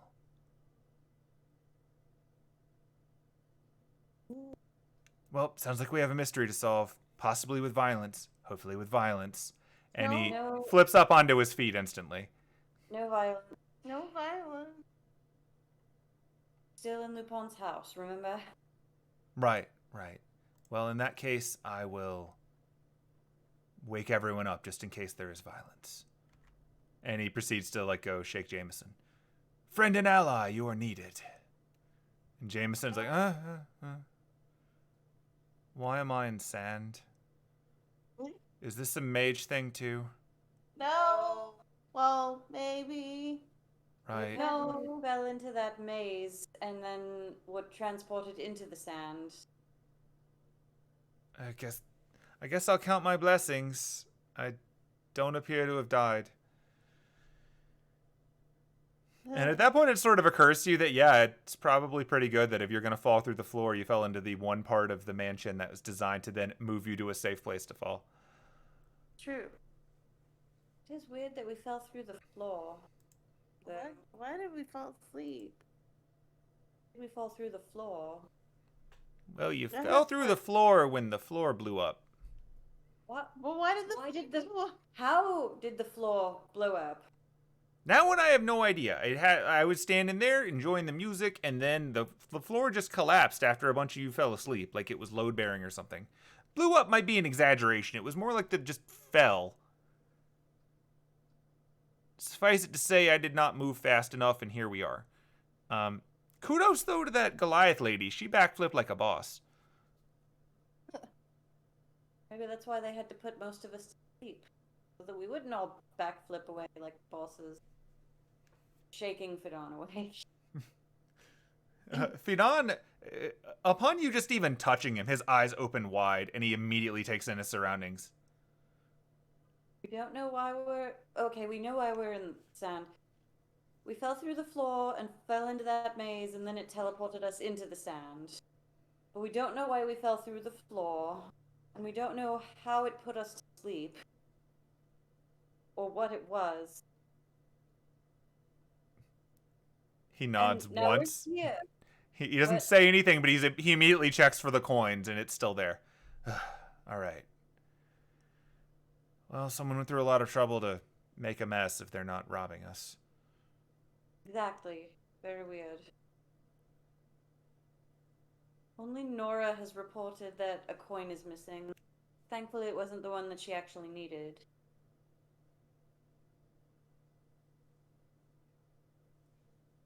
You said Crosby was awake, right? Yep, he was the one who was just talking to you. Yeah, that's what I thought. I'll kind of look around, and it's like that awkward guy. I'll just leave him laying there. Yeah, that's fine. Our mage friend. I'll just kind of leave him sleeping. He seems like he needs a good night's rest. Lord Reginald, tempted to bury him further in the sand. Hold on, let me roll acrobatics for Reggie to see how he landed, because he's doing so great today. He rolled a 2. Yeah, he's face planted. He might actually suffocate if you don't flip him over. I'll go flip him over on his back at least. Okay, you do that. I'll kick him over on his back. There you go. He doesn't really seem to wake up immediately, but he's breathing.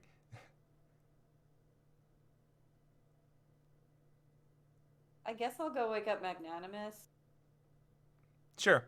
So when you shake him a little bit, he bumbles awake in like his not stage voice. Huh? What? A lot of us passed out and then fell through the floor, and now we're in the sand. We don't have any idea what's going on. Of course, a tale as old as time. No, it's really not. Oh, okay, sorry. I don't know what's normal for these things. I'm just gonna sit here for a minute. Very abnormal. And I'll try and also wake up Catherine and Johni. Okay. Catherine Upon waking up, oh shit. Oh shit, oh shit, oh shit. And she just immediately like runs for the stairs. My tablet's upstairs. I need it. I need it. I need it right now. Honestly, a movie. Yeah.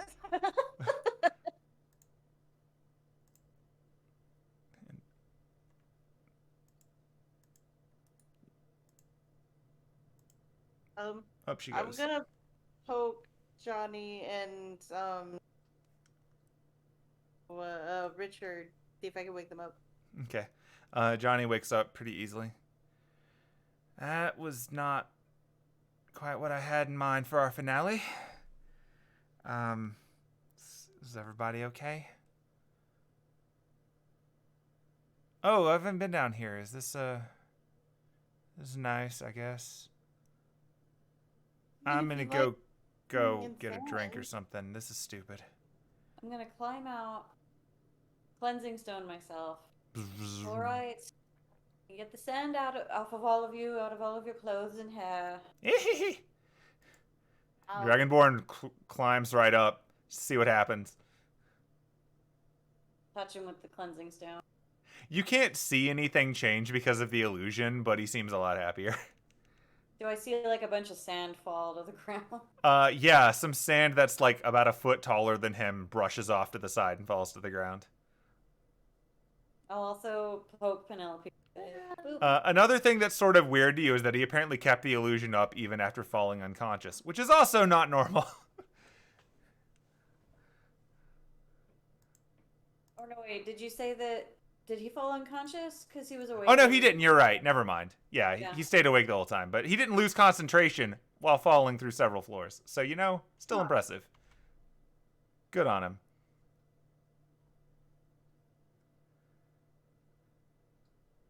Did I wake up other dude?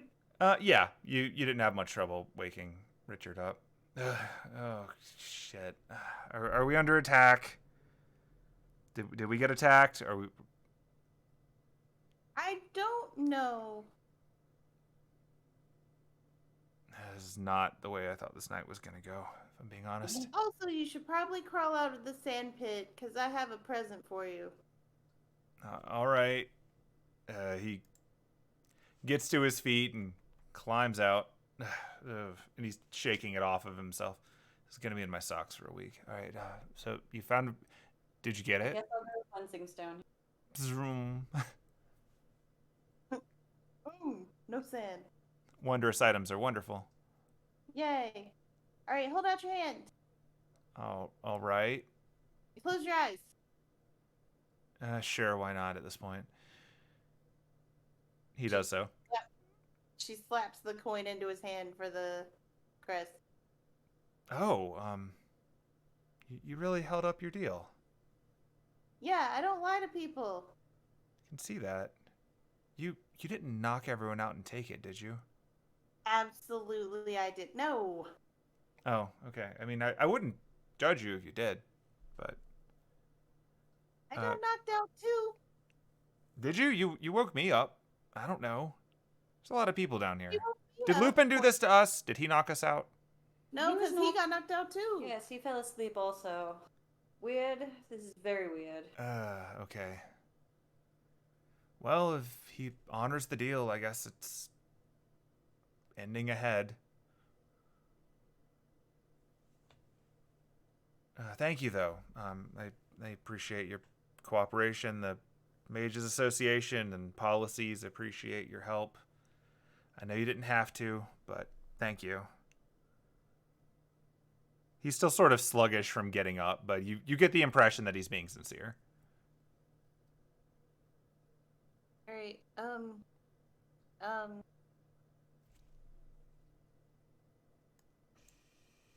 I kind of want to go see what it looks like upstairs. Yes. Minimum, I need some coffee, I think. Go ahead. I'll take care of things down here. I need to make sure that no one else has been robbed. If it's just this thing, that might tell us who did it. And with that, like, Nora is sort of going around and checking with the other people who haven't woken up yet, and Derek's waking up his butler, and Crosby is just sort of standing here staring at all of this like, huh. That was not where I thought this was going.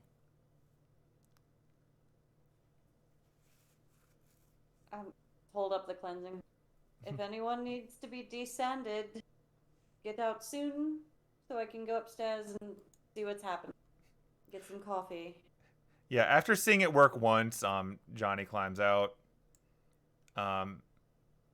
Actually, I need to update her token because when Johni fell, her hat fell off. Oh. Let's give her her other token. It seems like her hat did not survive the journey here. Rip. Unfortunate. Why aren't you in that folder? There she is.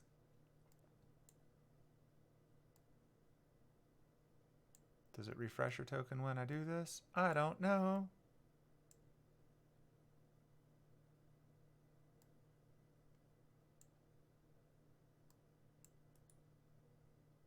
Whatever, I'll deal with it later. She's not wearing a hat, you know that. That is not worth the time. So yeah, her hat's gone, her horns are pointing straight up. Most of the crowd doesn't actually seem to be reacting to it all that much, all things considered. Maybe somewhere in the middle of the giant fire dragon duet, they figured out something was up and have already adapted. But yeah, a few people take you up on the whammy. Jameson crawls out. You've got a small crowd. Some of the other people, like the other more sketchy mage people, are figuring it out. Or they're casting prestidigitation on themselves to clean up. So. Or no one woke them up. Or, yeah, they're still asleep, and which is also funny. Right, well, I think it might be a good idea to go and see what's going on. So, I guess let's head up. Yeah. Yeah. All right. So, I'm going to drag a bunch of you back up. Such is the fun of the map.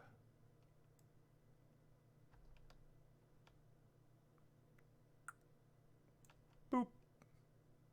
There's Penelope.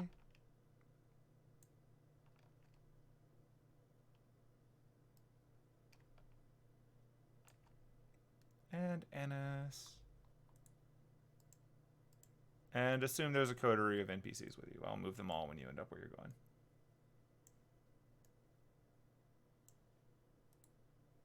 It really just looks like Thuggish Stranger just never moved out of the chair.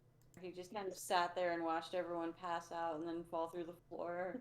It's Just part of like- the performance. Like, yep, seems likely.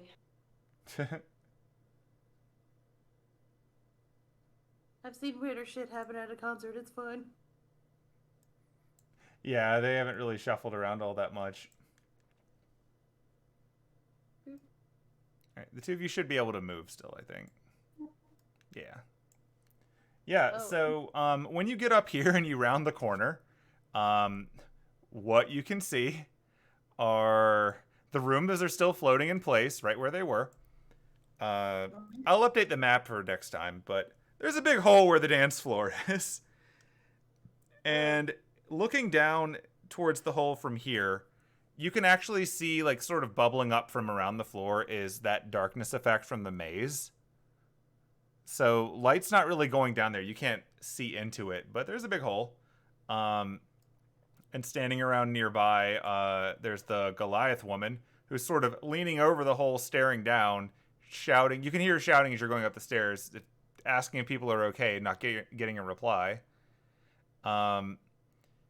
Lucretia seems to have jumped just out of the way and is staring at this whole thing. Legitimate surprise on her face, as far as you can tell. You're free to roll for that if you want, but she seems to have not expected this.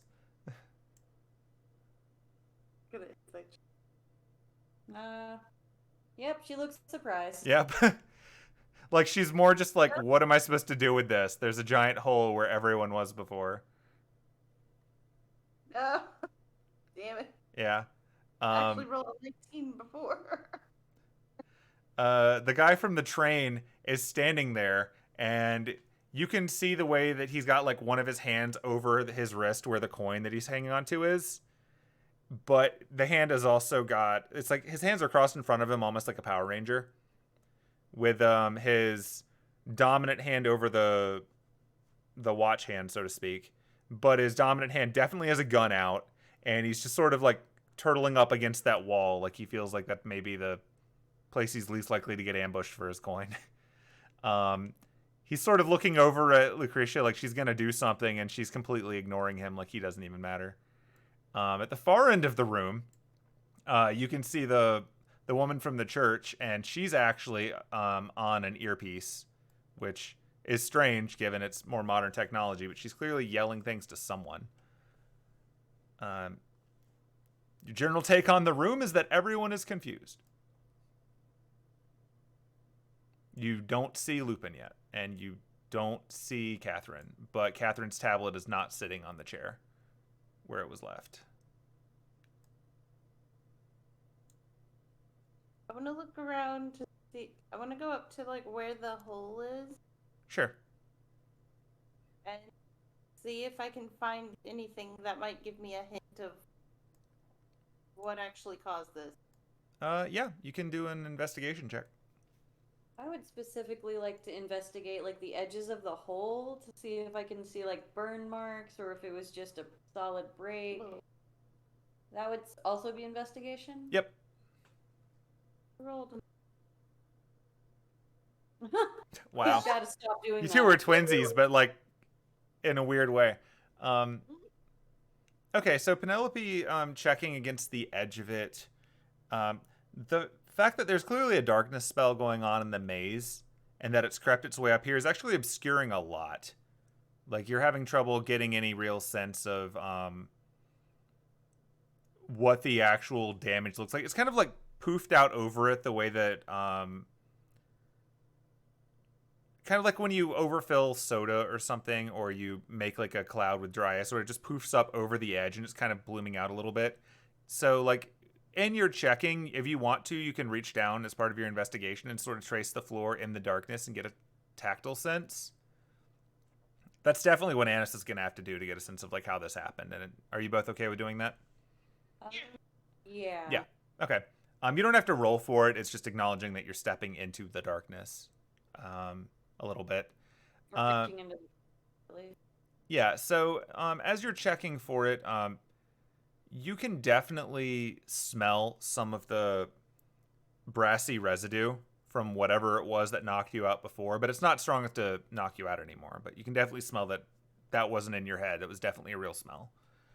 There's actually a little bit of stickiness to the floor, which just touching it as you're, checking with your hands, rubs off on your hand a little bit. Beyond that, though, as you get to the edge of it, it's definitely been a case of it collapsed due to it collapsed downward. It wasn't like an explosion upward that would have blown people away. It was an implosion. And apparently everyone just fell straight down when it happened. And everyone who's still up here, from what you can tell, was either further away or seemed to be more capable of getting their bearings very quickly, and also obviously not getting knocked out by whatever this cloud was.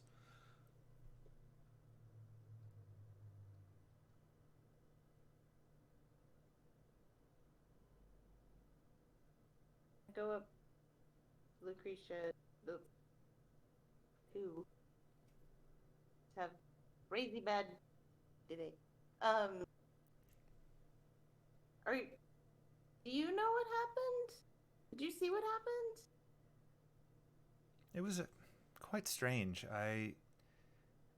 As the performance was wrapping up, I noticed there was a bit of a cloud coming in. I thought it might have been part of the effects, but it definitely... Once people started passing out, I realized something was going on, so I quickly covered my face, and then the ground just collapsed, I think. I think it collapsed, as far as I could tell. It just sunk, and people started falling in, and darkness came out. It looked like that darkness from when I tried to do the maze before. A few of us managed to get out of the way quickly, those of us who weren't hit by the gas, anyway. except this guy over here. And she like points towards the mercenary guy with a gun. He fell the fuck asleep, but he was sitting down and away from it, so he seemed fine. I shook him awake, and he just got like that, so whatever. But no, I don't know what exactly happened there. It was very strange. I trust that you're all okay since you came back up? Yeah, we all fell in the sand pit. That's fortunate. Right? As far as I can tell, no one actually got hurt or anything. As you're having this conversation, the sister walks over. No one was hurt at all.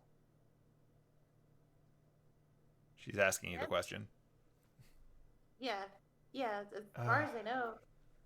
That is Maybe truly a emotional mixed blessing. weakness. If someone were hurt, then they would have voided the protections, and we could have found out who was responsible.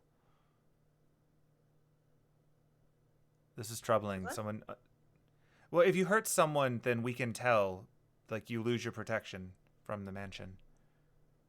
But if no one was hurt, then whoever did this might have gotten away with it. I mean, I was hurt emotionally because that was a very rude way to end the performance, I think. I don't think that counts though, does it? Not as such.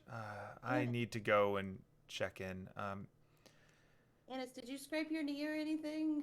Oh, Damn it. so it hasn't been that long then? No. So, like, I'm gonna update the internal clock. I don't know if either of you actually have a watch or, like, you have a phone. Like, that can keep track of time for a little bit, even without a signal. Yeah, all of this has occurred over the course of, like, 10 minutes. Oh. Like, you don't know how long you were out, but given all the talking and everything downstairs, like, you can't have been out for more than a moment. Like, you've still got people up here yelling down into the darkness.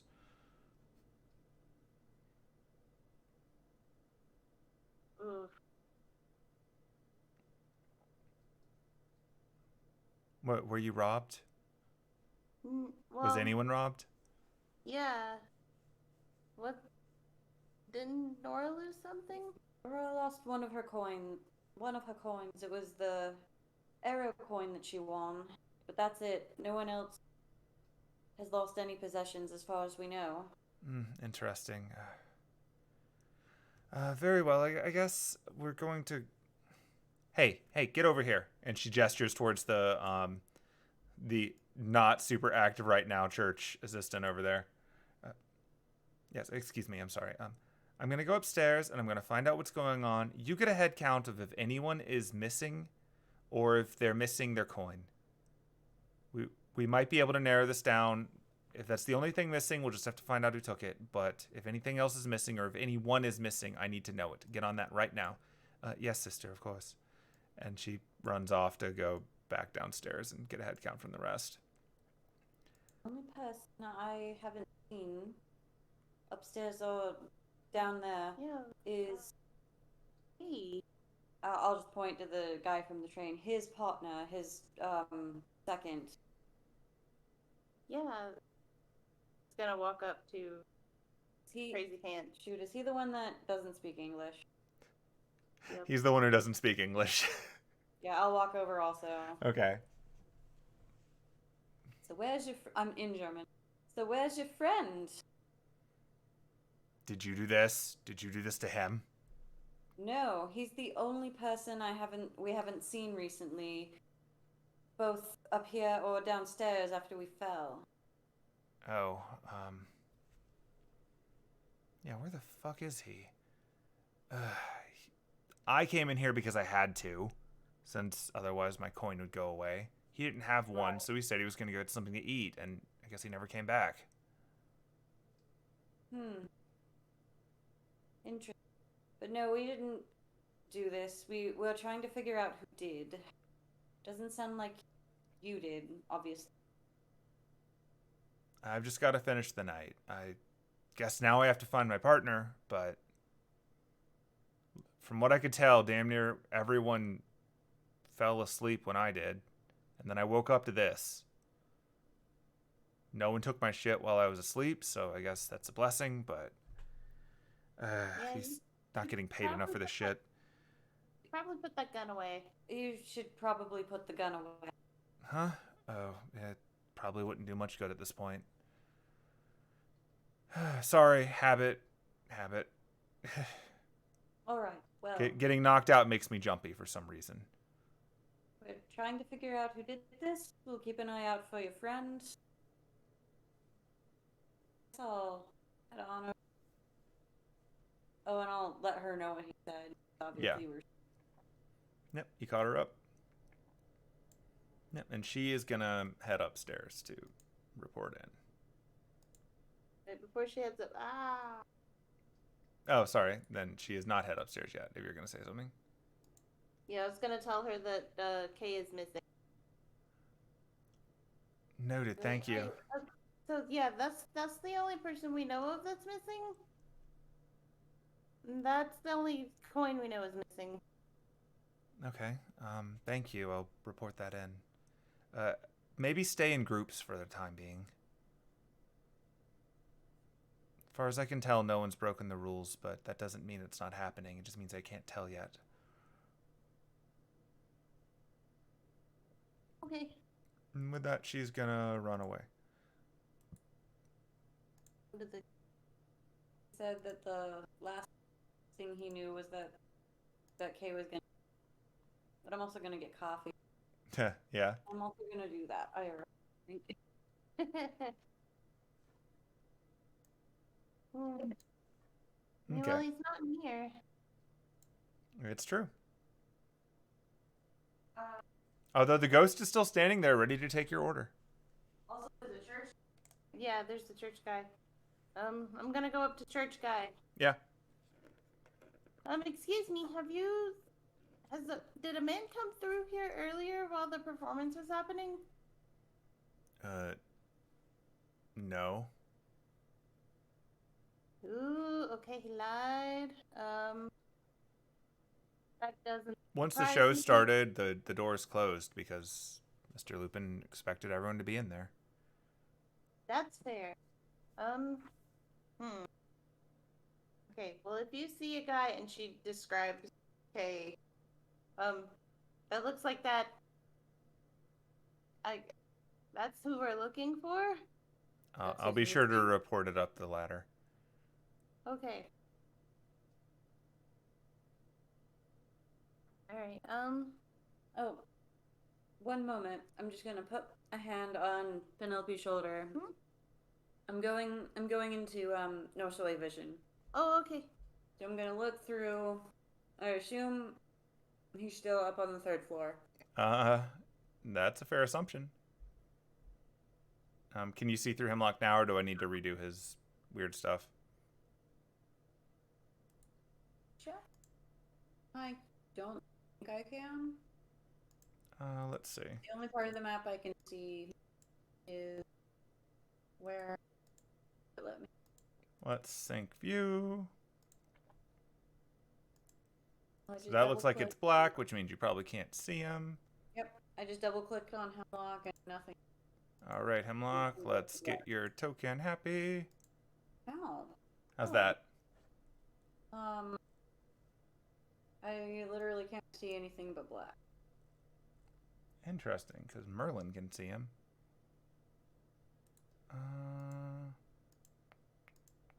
But I also don't. Okay, there's the map. Can still only. Does that pull you to it, or is it still black? I can still only see.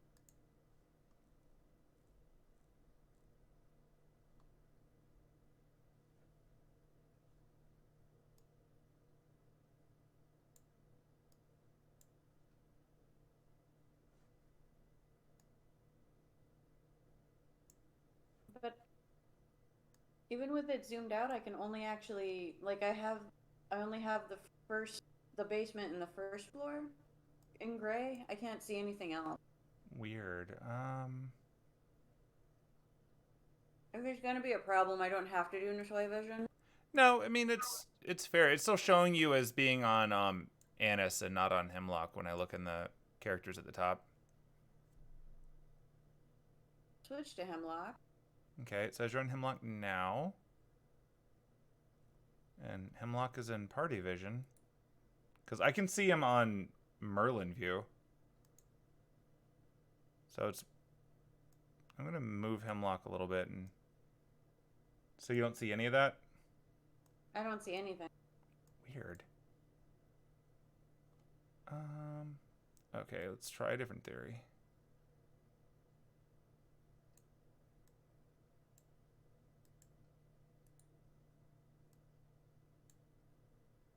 Alright, so Anise is in Party Vision. And Penelope's gonna be in Party Vision. Woo! Does that change anything that Penelope can see?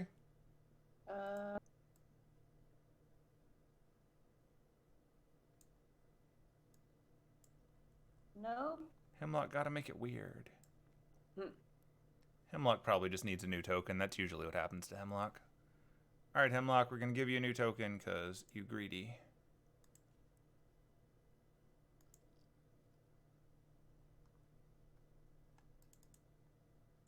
Mischievous bird.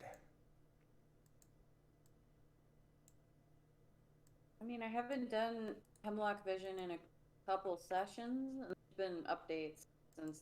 Who knows? Okay, so I've re-added Hemlock as a new friend. Is he still not doing his thing?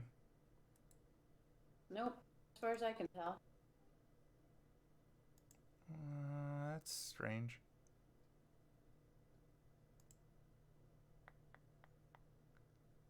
No, because the dice.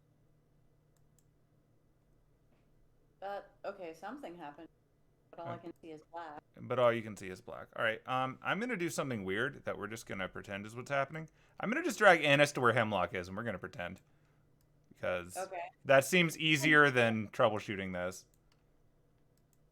But we'll acknowledge that Anise is still in the kitchen with Penelope. Or I guess the dining area.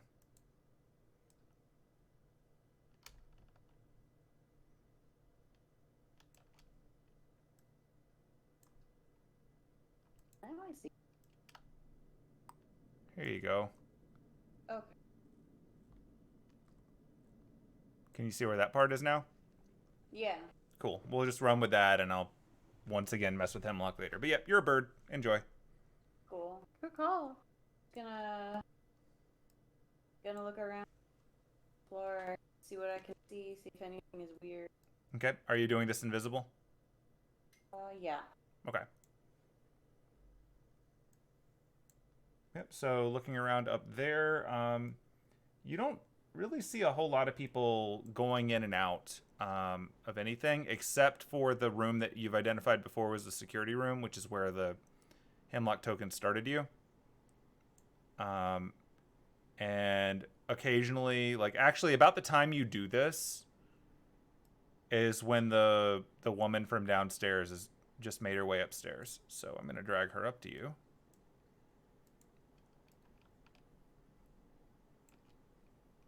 And she is going to go in the door in front of you. So it's going to open up. Well, I'll have Hemlock fly through the door Okay. real quick. Sure. Yep. So you can sort of swoop in and take a look around. They can't see you. Oh, weird. Can you not see her token either?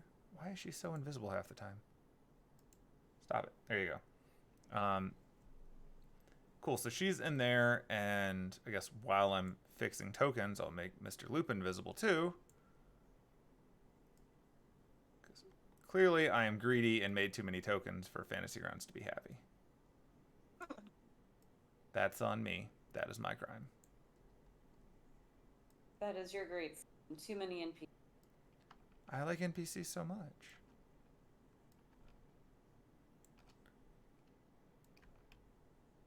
Okay. So, because this is something that I want you to be able to see.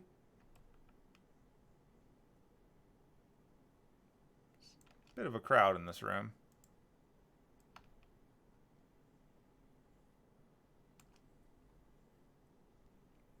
All right.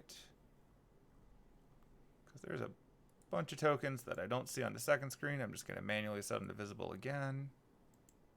If there's anywhere out of the way and inconspicuous he can perch, he will. Yeah, like there's plenty of stuff. There's a bunch of monitors in here, but there's also just chairs, tables, monitors, whatever. It's pretty easy to stay out of the way because they're not all manned. That said, there are definitely a few sisters at monitors at the moment. But yeah, so as Hemlock flies in invisible, you can see the sister from before just stepped in. Lupin is up here, and of all people, Catherine is up here. And Catherine is on the receiving end of a bit of a scolding from one of the church people. Yeah, it's this one. Ah, there's so many overlapping things. Okay. So how are you going to explain this exactly? We found it. It's yours. What do you have to say for yourself? Listen, okay, it was part of the game. I didn't think it was going to get found, first of all, but also, nothing to do with whatever the fuck you guys did downstairs. I fell too. Don't forget that. And then at this point, Lupin is like, listen, I don't think you did this on purpose or anything, but I need to know what happened. And also, what is this? And with that, he gestures over towards an area right next to where Hemlock is sitting, oddly enough. And when he does so, a small effect flies out of his hand, which Annis would recognize as fairy fire. It's a small glowing effect.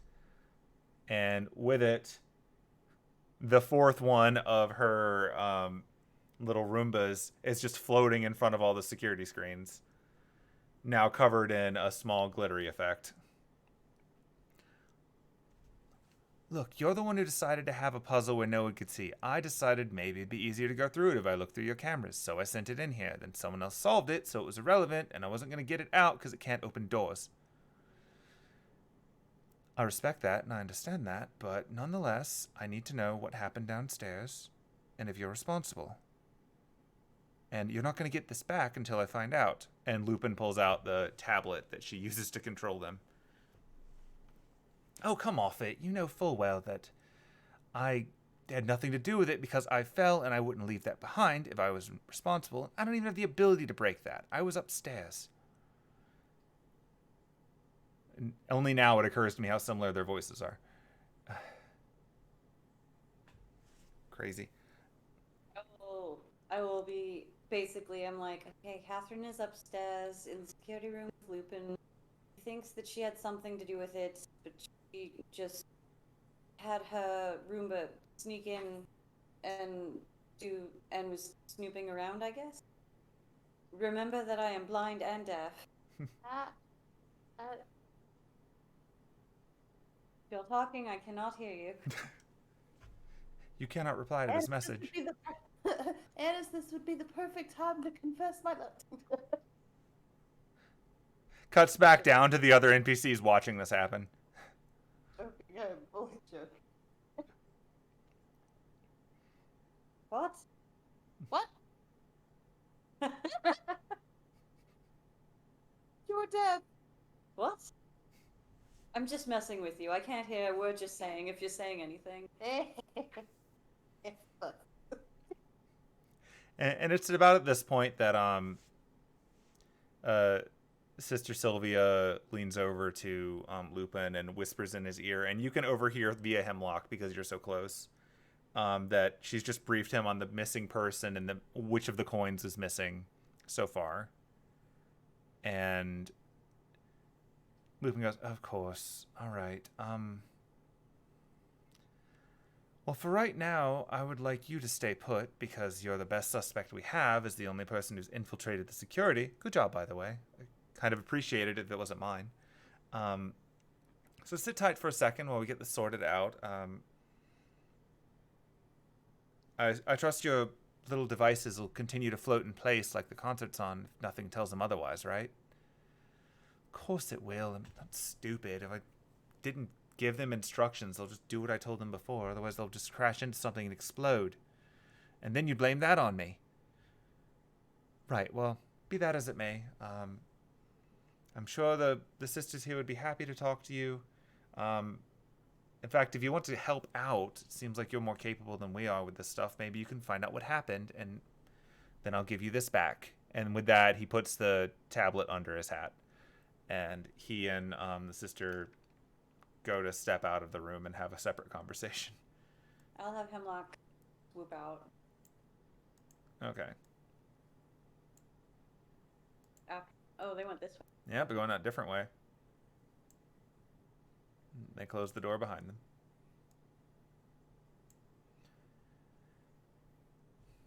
So, tell me, exactly how did someone manage to collapse my floor without setting off all of the precautions?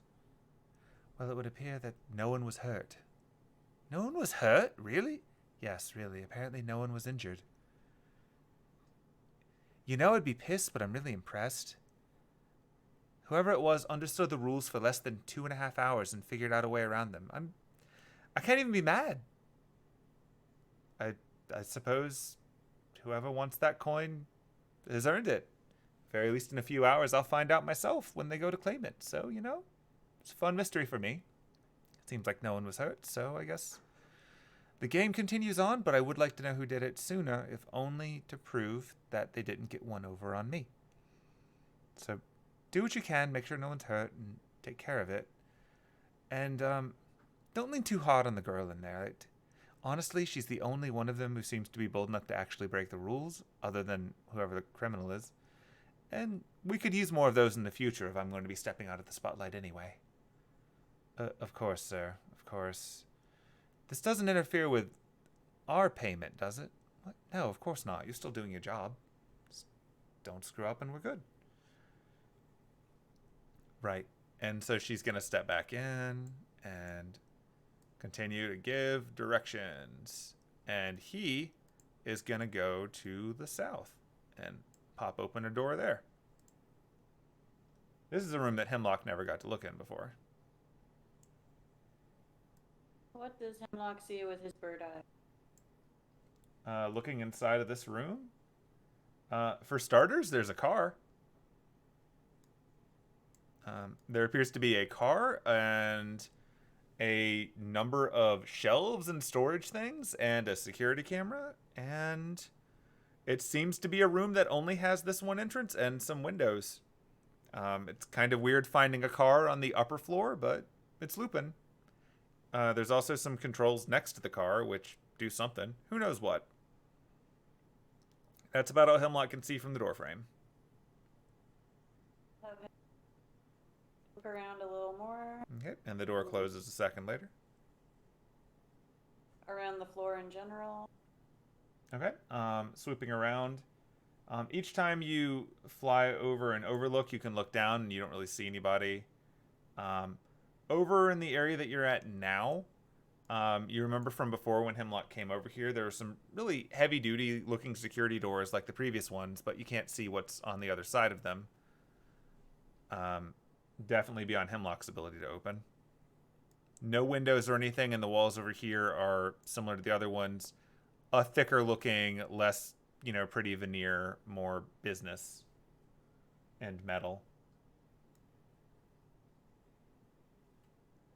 And there's a church dude at the far end over here who doesn't seem to have left watching that door.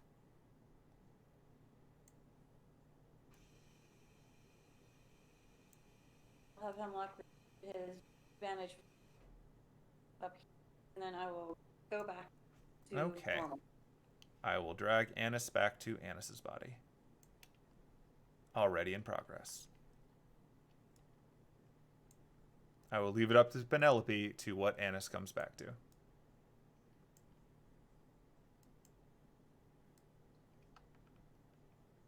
Annis comes back. Penelope is just like rambling on at length about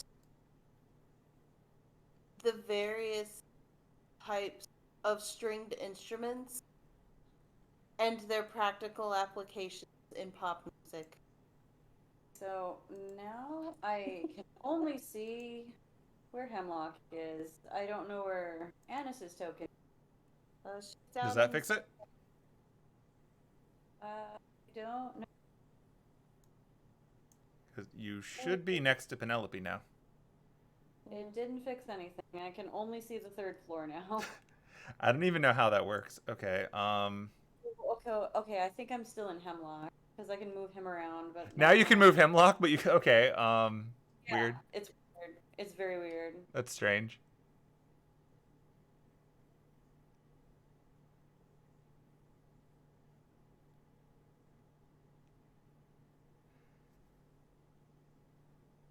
I might have to experiment with another way to do this.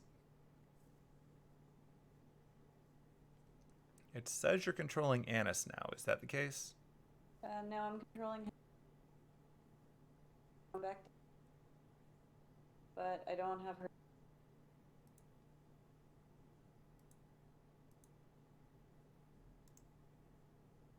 The Fantasy Ground Experience. I'm a blast. Nope, still Hemlock. Oops, all Hemlock.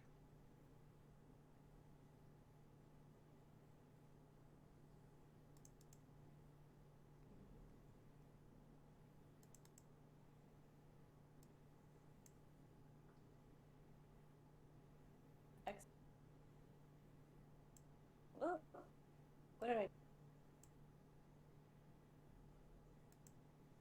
Change my mind. I'm not talking about various stringed instruments.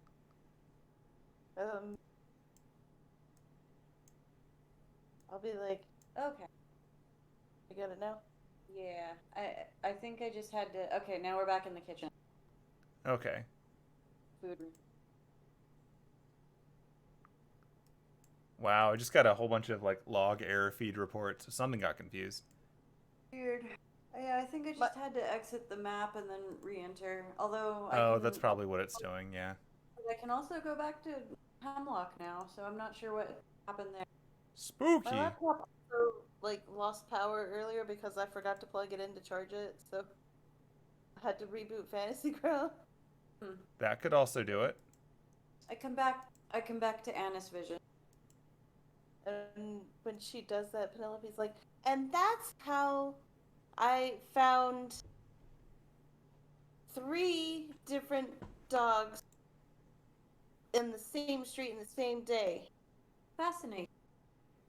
I've explained to you before that I am blind and deaf when I do this. Yes. Yep. Were you Yep. telling your dog story to this churchman? Yes. Yep. Okay. Well, like I said. Yep, that's definitely it. I Lupin. definitely didn't forget that you couldn't hear me.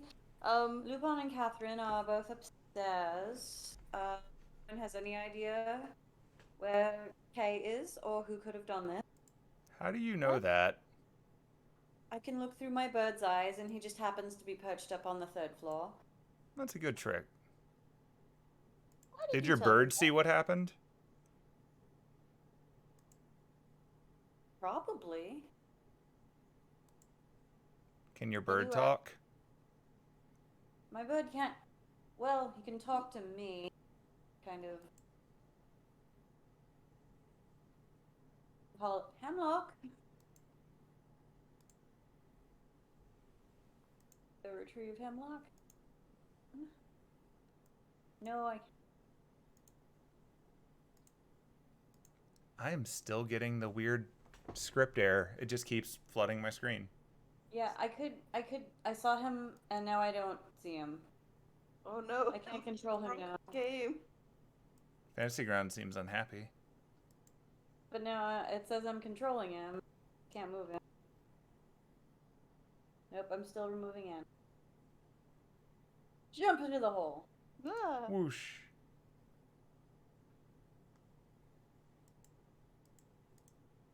Come on, Fantasy Grounds. It's not going to let me interact with anything as long as it's doing this thing. So Maybe Fantasy Grounds has decided that we've hit a good stopping point for the night on a good mystery. Which is fair, I suppose. So, yeah, I think I'm just going to call it on that, and then I'll get this sorted out for next time. So, yeah, that leaves us with the mystery of what happened and why, who's responsible, and what do the next 2 hours and 15 minutes of game time look like. Can I at least find out if Hemlock did see what happened? Yeah, you can ask. Like, I can't do anything with the game, but we'll just roleplay it without it. Okay. You can say he flies down to me and Okay. ask him if he saw what happened. Bright colors, music, dragon, fire. What about when we all fell asleep and then the floor collapsed? Did you see that? Oh, strange. Very strange. Fell asleep. Black, dark. Passed out. Dark. Woke up.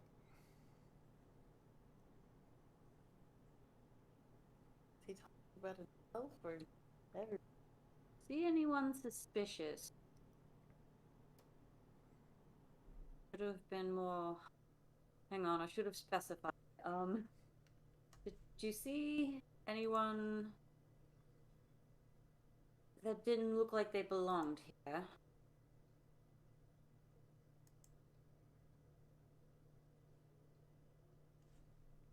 Hemlock takes a second to kind of think about that. Where's Amos? And then Hemlock sort of replies, actually, I don't have the ability to roll a die for Hemlock's memory, so I'm just going to wing it. Oh, wait, no, I do. Why can I roll a dice, but I can't use the map? That's dumb. I can also roll for him. What do you want me to roll? I just roll a d20. Oh, just AD20. Yeah, I'll add the appropriate stuff to it. It looks like it finished. It said campaign saved, so maybe now it's fixed. Oh, he rolled a 19. Yep, it fixed itself. It finished running through its thing, so that's nice. Cool, yeah, he rolled a 19. I'll run with that. So, evaluating the question of if Hemlock saw anyone who didn't need to be there or was out of the ordinary, Hemlock sort of replies, Sleepy cloud. 5 people moving through it. Couldn't see them. The cloud moved.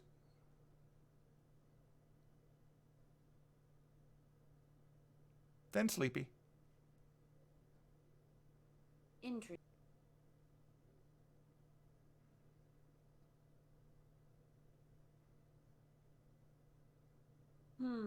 So it would seem that the sleepy gas made its way up to Hemlock. Oh, so he fell asleep. He fell asleep, but he saw more than you did. Hemlock saw that the cloud popped up, and a lot of people passed out, and apparently some people were moving around inside of the cloud, but Hemlock couldn't really see what before Hemlock passed out. But he said there were 5 things moving in the cloud.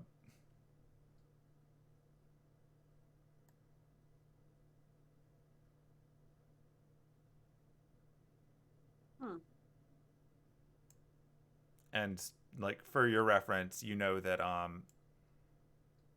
two people got out of the way of the fall, who were in the cloud and apparently just toughed it out. You know that the other 2 that were there when you got back were the guy from the train who fell asleep in his chair. So he probably wasn't moving in the cloud. And the church sister on the far right who wasn't near the hole. Like, you don't actually know if she fell asleep or not. That hasn't been specified. But that still doesn't add up for people moving through the cloud. So there were at least a few people moving in the cloud that were not accounted for. One was the Goliath. One was Lucretia. Mm-hmm. One could have been the church sister.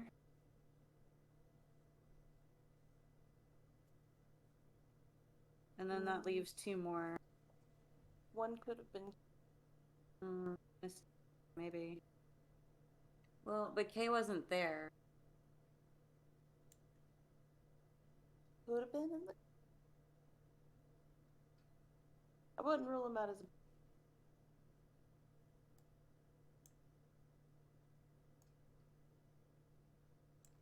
So there's one, maybe two people that were probably causing the collapse. And we determined it wasn't like explosives or anything that caused the collapse. It was just straight up, it fell. Yeah, what you've determined so far was that it collapsed downward. So presumably it wasn't an explosion because those would have force coming up.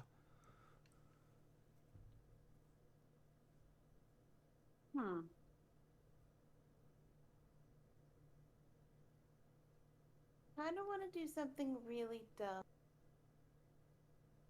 I'm gonna run it by you first before I do this. Okay. I kind of want to jump in the hole. You know, thought about doing that. I mean, you'll just end up in the sand pit. Not necessarily, because you have to hit that wall to hit the sand pit.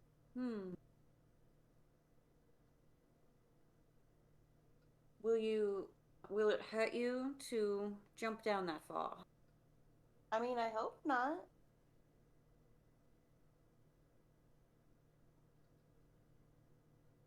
I'm gonna try it. All right. And if I do get hurt, I think that counts for what they need for the protocols to live. Are you wanting to get hurt? No. Okay, and I'll just guidance. Add a d4. I'll just pat you on the shoulder and cast guidance. Okay. All right, so you're going to acrobatics your way into the hole to minimize damage should it not go well? Yeah. Go for Jumping it. in the hole. Whee! You get hurt, I have potions. Okie dokie! Okay, so as you run and do this, Lucretia is like watches you run and do a dive and like she snickers. Like this is now entertaining. The Goliath woman is like, what?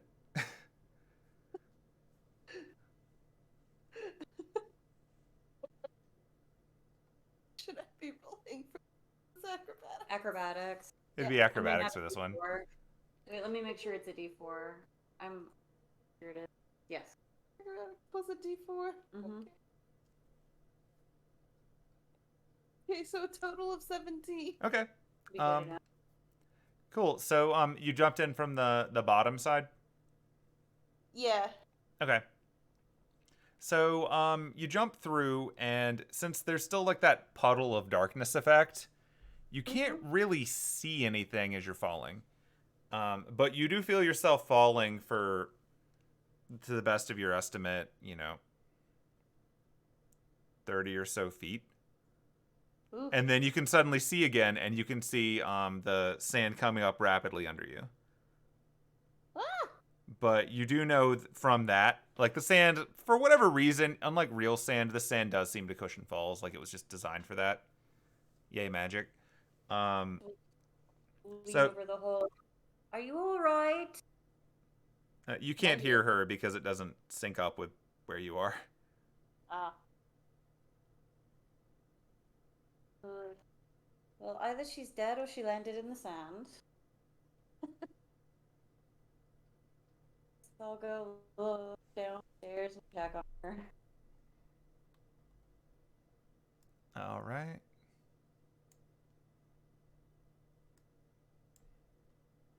And downstairs we go.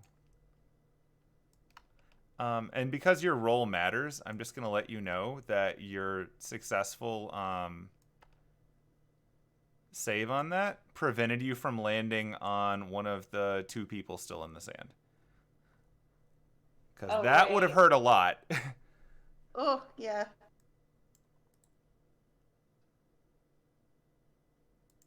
I see that she's landed in the sand. Yep, she landed safely in the middle of it, to no damage. She didn't even wake up the two largely sleeping mage guys. Everyone else is just sort of watching this Geronimo halfling dive into the sand. Okay, well, Did you learn anything useful? I learned two things. First, this is the worst swimming pool ever. It's Well, Secondly, I just fell straight through. It was dark for like a little bit, and then I just whoop right in the sand.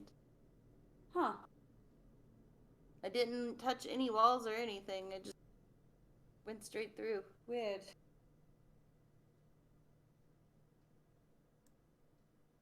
But other than that, I didn't learn shit.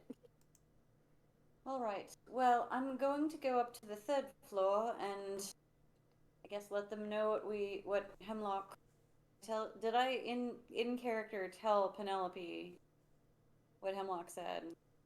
Or was I just talking to the bird and then you were like, "I'm gonna jump in." You were talking to the bird, and then I was like, I'm gonna jump in. Okay. I'm going up to the third floor. Okay. Why? Oh, Hemlock told me something very interesting that I think Lupin, at the very least, and possibly also the church will want to know. Climbing out of the sand pit.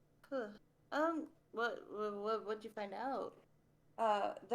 Hemlock saw the cloud of gas come through and all of us pass out, but he also saw 5 things moving around in the gas. Ooh.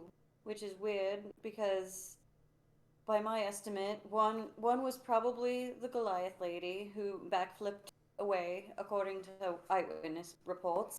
One was probably Lucretia, who again, according to her, moved out of the way.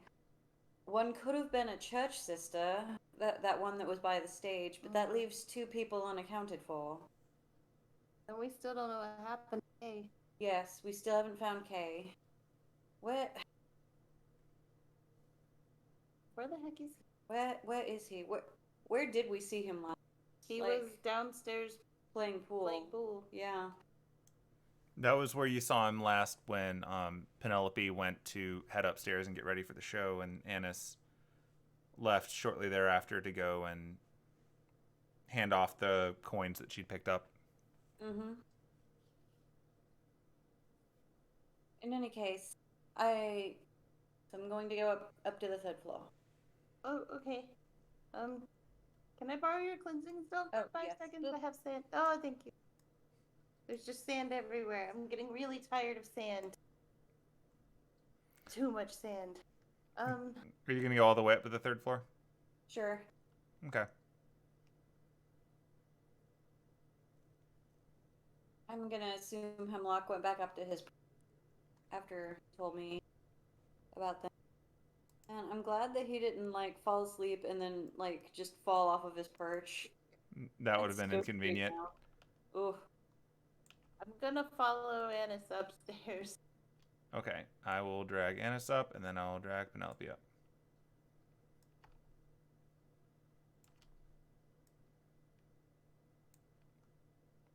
Yeah, as it turns out, the stanchion has no magical powers. It really was just a suggestion. Stanchion all along. I'm gonna assume Lupin because the bird was my +1 that Lupin knows that there's a bird here. I mean, presumably. Admittedly, the bird has been invisible for a large part of the night, but he directly referenced the bird eating a lot of his food, so yeah, you should be okay. Come over here and just kind of Foley work.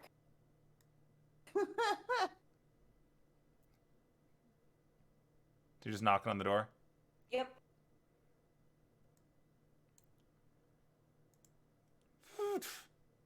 Yes. Have you found anything new? Yes. So, and I'll just point. Hi, Annis. How are you? I'm trapped in here. Please send help. We're working on it. And I'll just gesture to where Hemlock is, who is now visible. So this is my familiar. His name is Hemlock. He's a very good boy. And he was up here and saw before the hole opened up in the floor and we fell through.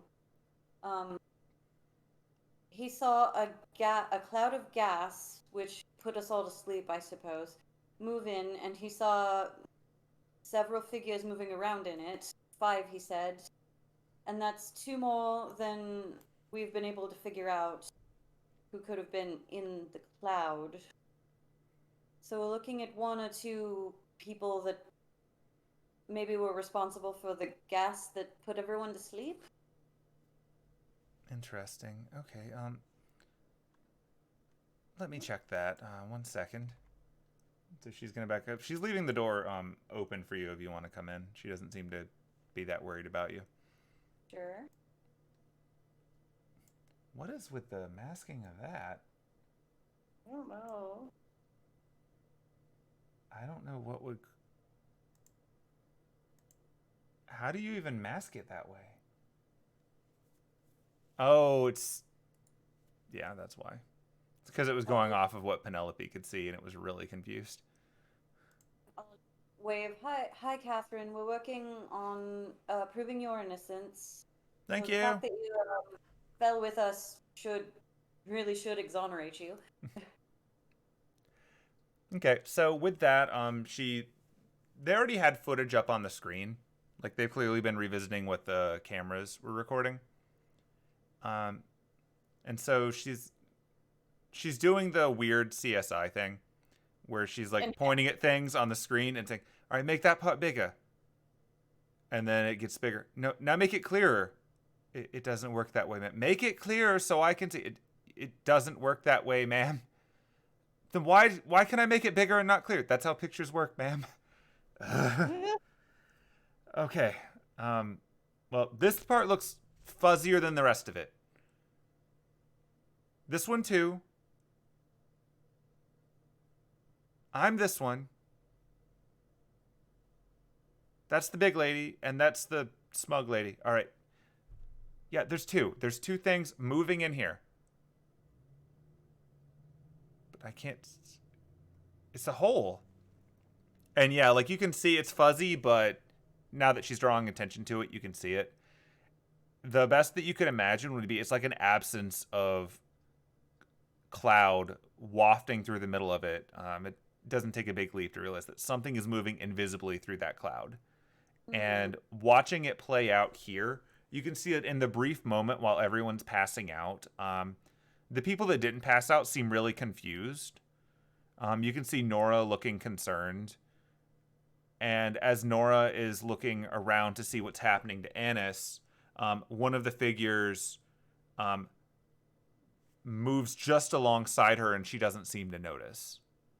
And then it just keeps going past her, but it gets close enough that you could reasonably assume that that was when her coin was taken.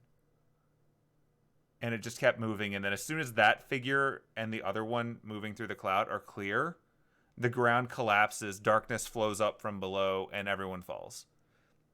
With the exception of the ones who flip out of the way. I'll point that out. Like, I didn't see. There was an invisible figure, and you could see where they should have been, and they moved right past Nora and probably stole her arrow coin while they did. Rewind? Can you rewind it? Yeah, it's rewind. She turns to the one of the sisters, the one who's manning the arrow here. Do that thing. Make it again. Of course, ma'am. And so it starts rewinding. Ennis will point it out, like physically point out where the figure is moving through the gas.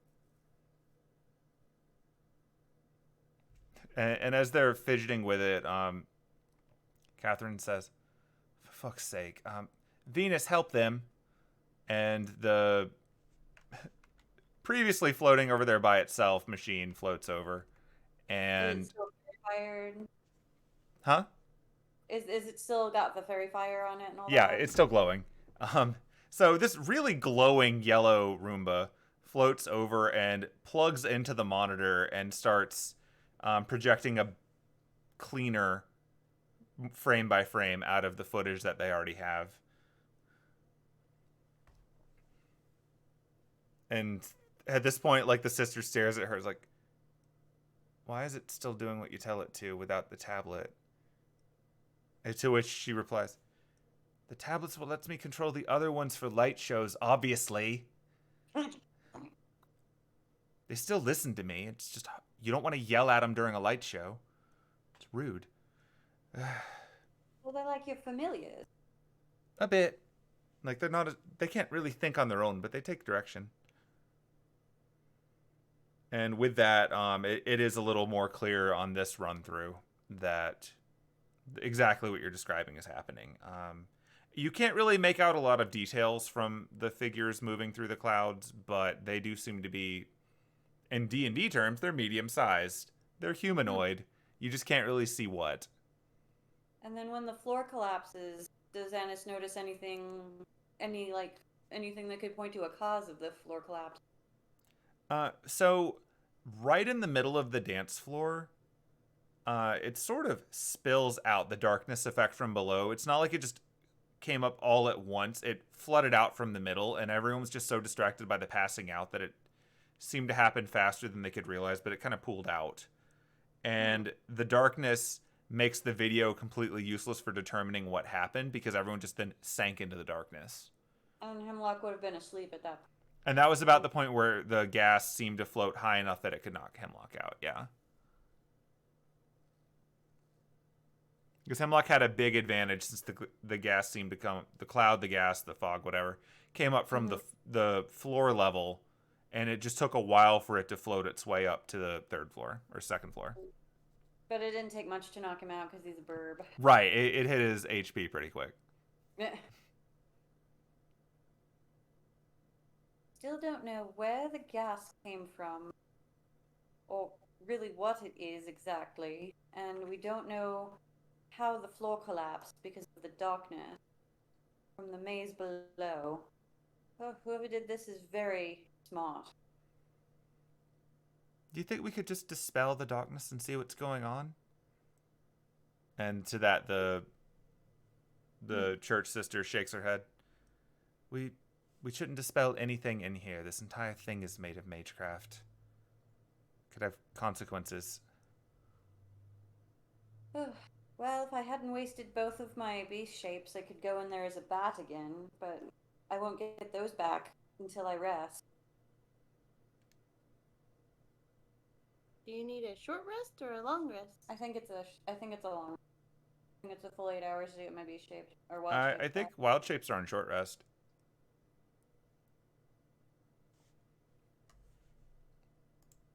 Let's find out. Wild shape. You can use this feature twice, and you're getting expanded use when you finish a short or long rest. Oh, so I only really have to rest for like an hour. Yeah, like for us, it's about half an hour just because we're working on modern time frames. So yeah, you could totally take a half-hour nap and get it back. I just got like a solid half-hour nap.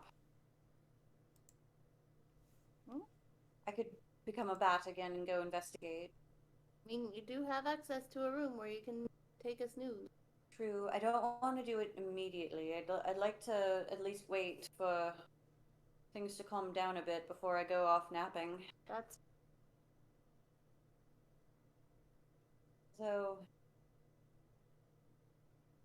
I mean, we haven't conducted a thorough search of all of the rooms everywhere for Kay or any other people. We've just kind of done a sweep of hole in the floor. the hole in the floor. Yeah, because we didn't to see if they were in any of the. Well, but I think there are cameras everywhere, so. That's true. The bathrooms. Oh, there aren't cameras in the bathrooms, are there? I'm asking like the sister, I guess. No, of course not. And the room that everyone has access to, but only once. Are there cameras in there? In the private rooms? In the private rooms? No. Okay. That's part of the point. Mr. Lupin was very strict about people having the ability to plot. It's telling, really. Just good to know. Not for anything devious or nasty or anything. You know what? I didn't say it. But you were thinking it. Anyway, all right. So he or other people hiding could be in there, or the bathrooms. Otherwise, I think the cameras would have caught something. It's quite possible. And so she sort of leans in a little bit closer to the two of you and in a lower voice says, "Look, I don't think Lupin really gives a fuck. He thinks it's funny, but we take our job very seriously. So if it's our job to secure this, we're going to do what we can to figure it out. It seems pretty clear that the two of you are on the up and up, and I'm pretty confident this girl over here is up to shenanigans, but nothing like this. So if the two of you want to help us out, we would appreciate your assistance. We're clearly operating at the limit of at least our grasp of modern technology. So if the two of you would like to do the church a favor, we would definitely appreciate it." I mean, I just want to find who's responsible so I can punch them a couple times. And But you can't do that because no violence. I will look the Stanley other talked way to him a couple if you do. times. Whoever did this worked a technicality to get around the rules. We're not big on that. Only thing stolen or missing, the arrow. I mean, we did leave two people asleep. And we didn't ask them. The only thing important. Even then, it's not all that important. What motivation would they have to just steal that? I mean, they could have just gotten it themselves. But also, it's like, it's an arrow. Like, what is it? Remember anything important about that? It's silver, and I assume it's important for a reason. It was important enough that there was a game to win it, And that it was stolen, and that it was stolen, and so far as the only thing we know if that was stolen. and they gassed a whole bunch of people and collapsed the floor. Which, a little dramatic for, oh god, sorry, I've got the hiccups. What could be their Sorry, motivation? I'm just very distressed by the whole situation, so now I've got the hiccups. Suppose we should go back downstairs and see if anything was stolen from the two that we haven't woken up yet. Yeah, I guess we'll do what we can to figure this out. Your assistance is appreciated. For you. She turns back over to Catherine. Listen, I can't get your control switch back. That's up to Lupin. But personally, I feel like there's a giant security risk having you in this room out of all rooms. And you don't seem to be on the bad end of things, so if you want to go help them, be my guest. Thank God. Come on, Venus, let's go. Let's go solve a mystery or punch someone or whatever it is we need to do. You can't punch anyone. I heard that we could. Oh, but did we get permission? You were just told that she will look the other way. I think we got permission to beat up okay. whoever it is. Sorry, I didn't hear it. I know where Lupin went. I can see through my bird's eyes, by the way. Just so we're clear, I know where Lupin went. So if you want to try and get your square thing back, Tablet back, perhaps we can convince him. Works for me, though honestly, feeling he just wants me to take it. I feel like he's baiting me. He put it there in front of me. I think he wants me to steal from him, which quite frankly I want to do anyway, but it's not the same when it's already mine. Alright, well, do you want me to show you where he went? Or... Yes, please. That would be helpful. So it's back through... Oh. The door Okay, closed as soon as you stepped out. Come on, Venus, let's go. Move through there. Ah. The other long way around. Fat to fit. Oh no, where did I go? Okay, I went. Where did you go? Oh, you're way down there. All right. Who is this room? All right. Well, I And guess I'll. car and stuff in here. That sounds about right. Well, I guess I'll try to get this door open. Oh, just Oh, wait, hold on. Yeah, knock on the door. Or are you knocking on the door? yeah, I Yeah. just did. Okay. When you do, it actually does open up. Hello. Hello. Ah, there's What's a here? party at my door. Hello. Yeah, we brought the party to you. I see that. Did you find out who did it? We're working on it. Well, that's certainly something. It was Can we come in? invisible people. I'd rather step out. He steps out and closes the door behind him. What was that car? It's how you leave with style. But it's on the second floor. For now. Are you gonna drive it out of a window? Have you read any books about me? I mean, honestly, no. Oh wait, hang on. I think Annis actually has. I think I remember saying. Yeah, you said Saying that she's at least read some of the original books about Lupin the First. She just starts laughing. What? I read a fascinating comic book about one of you Lupins. Obviously, it was probably an exaggeration, if not just outright fiction. But Let's just say that the third floor, second floor, fifth floor, doesn't matter. If it's got wheels, we'll find a way to drive a wall through it. Or drive a car through it, or drive a car through a wall. We're very flexible like that.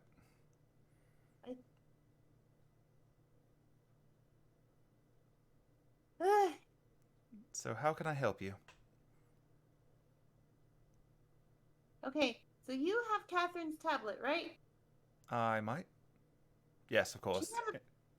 Can she have it back? It would help us with our investigation. I suppose.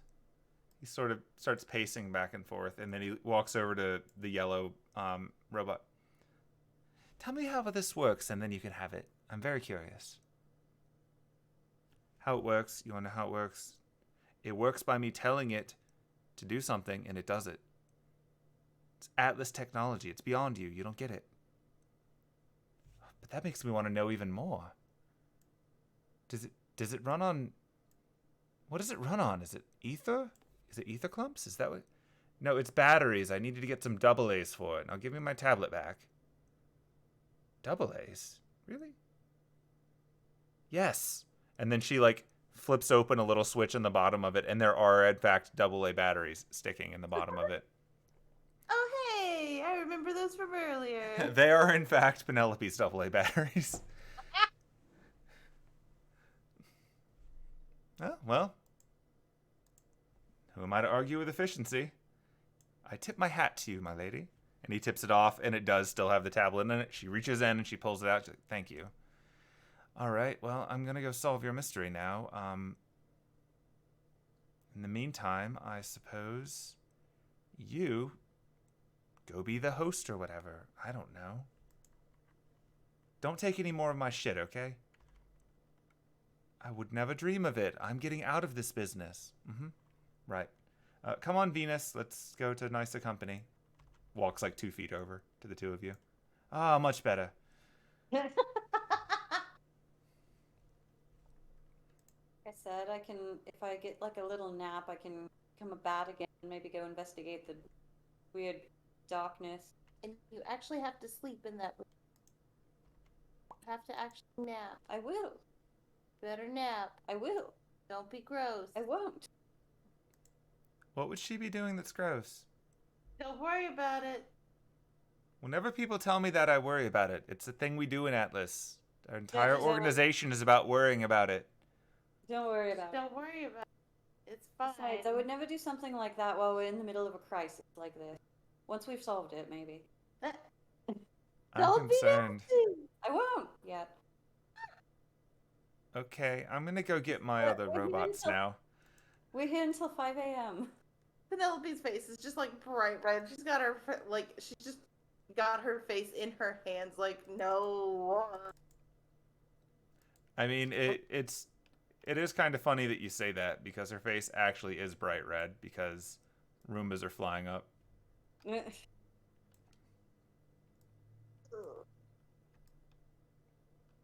anyway. Red Roomba is here.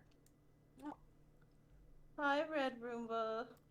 Thank you for hiding my face right now. Holy shit. I'm just glad the signal carries over. Really afraid something about the construction of this building was going to interfere. That's fair. But all four are back, so we are up and active. Okay, so have we checked out any of the other hallways up here? I think this is the first time we've actually physically been to the third floor. It is. You've scouted it with Hemlock, but you haven't actually been up here. You know Crosby was up here for a little bit and got stuck. Mm-hmm. I think before we head back down, I do want to poke around a little bit, see what's up here. Sounds good to me. I'm curious. I know the room here has a car in it, and we know that is the security room, and that's about it. I'm going to go ahead and assume all these doors are locked, and I'm just going to try this one. That one is absolutely locked.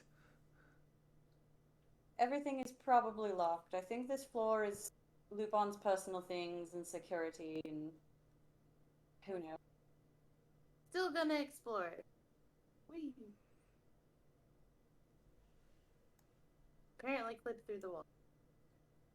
Did you actually clip through the wall? Like, partially? It was weird. Oh, neat. Yeah, I guess you can very slightly see part through the wall. I must have made a hole somewhere and forgot to plug it.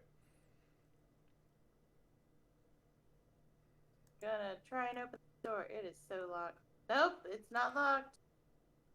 Oh, it's a hallway. I'm just gonna phase right through this church. Yeah, as you do that, the church guy's like, "Hey, could you not?" Why? Is there something important down here? Yeah, that's all of the stuff that people are winning. I'm already down here. Well, stop. I think you'd just walk by me. Come on, get back here. We're looking for whoever it is that put us to sleep and then collapsed the floor, but... Well, they're not in there. These doors have been sealed. Until now, apparently. Actually kind of concerns me that you could open it. Come on, Penelope. Hey, but there's a whole lot of hallways down here. What if they're hiding in here? We can check here later. Okay. Sure. Penelope, did you hack those doors? They were locked when I tried to open them before. No, I just I mean, I've never been up here. Why would I say that? It was just unlocked. I just opened it. Well, that's troublesome. The church guy is now talking into his little earbud. Apparently the safe room hallway doors have been compromised. Wait, okay. Maybe we do need to check. Yeah, that's what I'm thinking. Someone picked the lock right in front of this guy, and they didn't notice, or they were invisible. Yeah, I was gonna say, didn't you say the thing in the video was invisible? They were invisible. You can't pick this lock. It's an electronic lock. Well, you can hack it.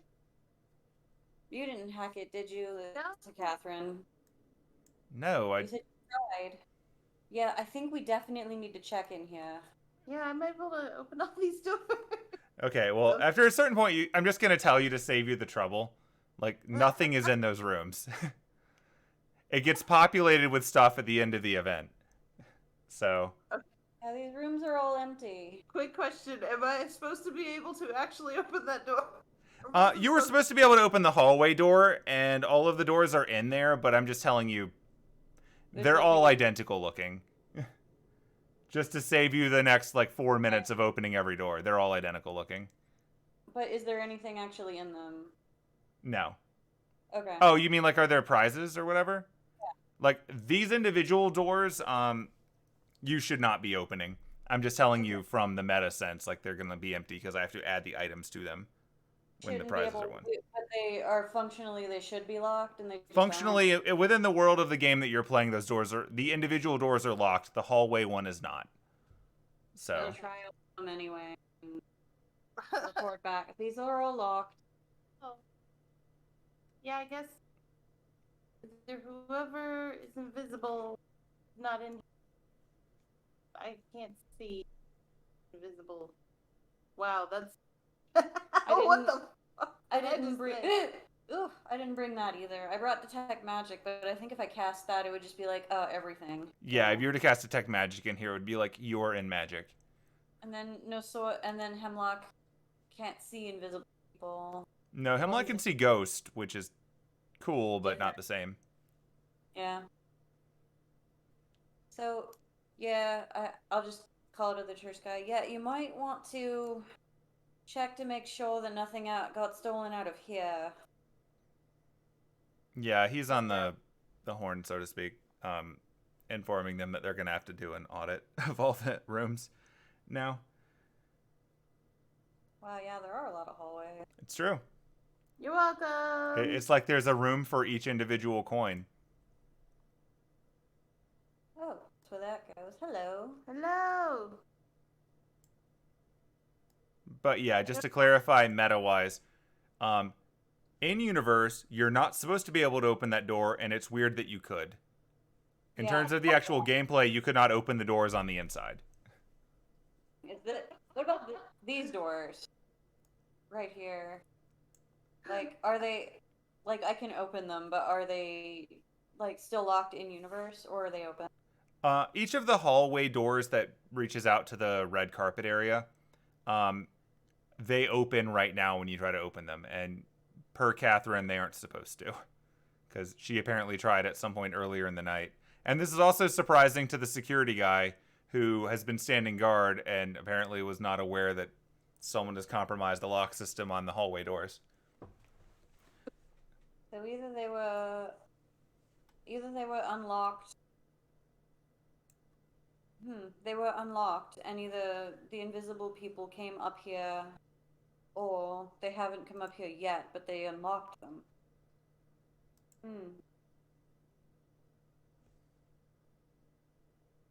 Weird. We don't have any way of looking for fingerprints or Yeah, I'm not a. shoe print or I don't know. That's another layer to this mystery. They were clearly, but they stole the coin. Yeah, let's go find out if they stole anything else. If they were just going to steal the arrow, why did they steal the coin? Oh no.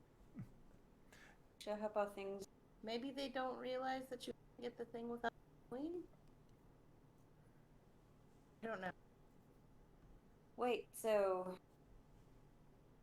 prizes are up here, but not downstairs? But we saw them downstairs. No, remember the ones downstairs were illusions. Remember, Annis knew that, of course, and didn't have that entire conversation. Rewind. Admittedly, you investigated that like literally 2.5 months ago. That's true. Time is weird. Yeah, let's go back downstairs. Let's see if we can figure out. Let's check out the other room. Well, we can see them on the cameras, right? The other rooms? I guess. Aside from the private room, the green room for the musicians, I assume, doesn't have a camera. And bathrooms. I'm pretty sure the camera, maybe? I don't remember. I don't think it does, actually. And we didn't see cameras in this area. Or in those hallways. No, the hallways did not have cameras. That's, of course, why a church person is there. But they wouldn't have seen someone that wasn't visible. You know, either we seriously misjudged Kay, or he's really not involved in this. It just seems like those two guys are not competent enough to do something like this. I do wonder where the heck he's gone. Yes, it is worrying. And it really seemed like his comrade didn't have any idea what was going on.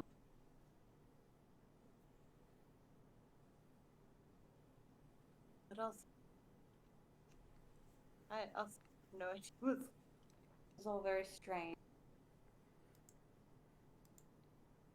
Also, it's almost like 3 a.m. I'm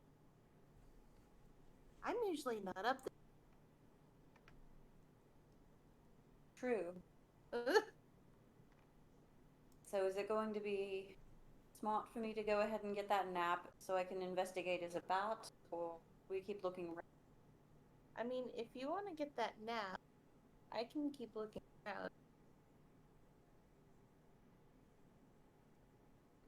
Seems like I mean, I'm the only one that can see in that darkness via just echolocation and blind Could one of the sight. other druids do it?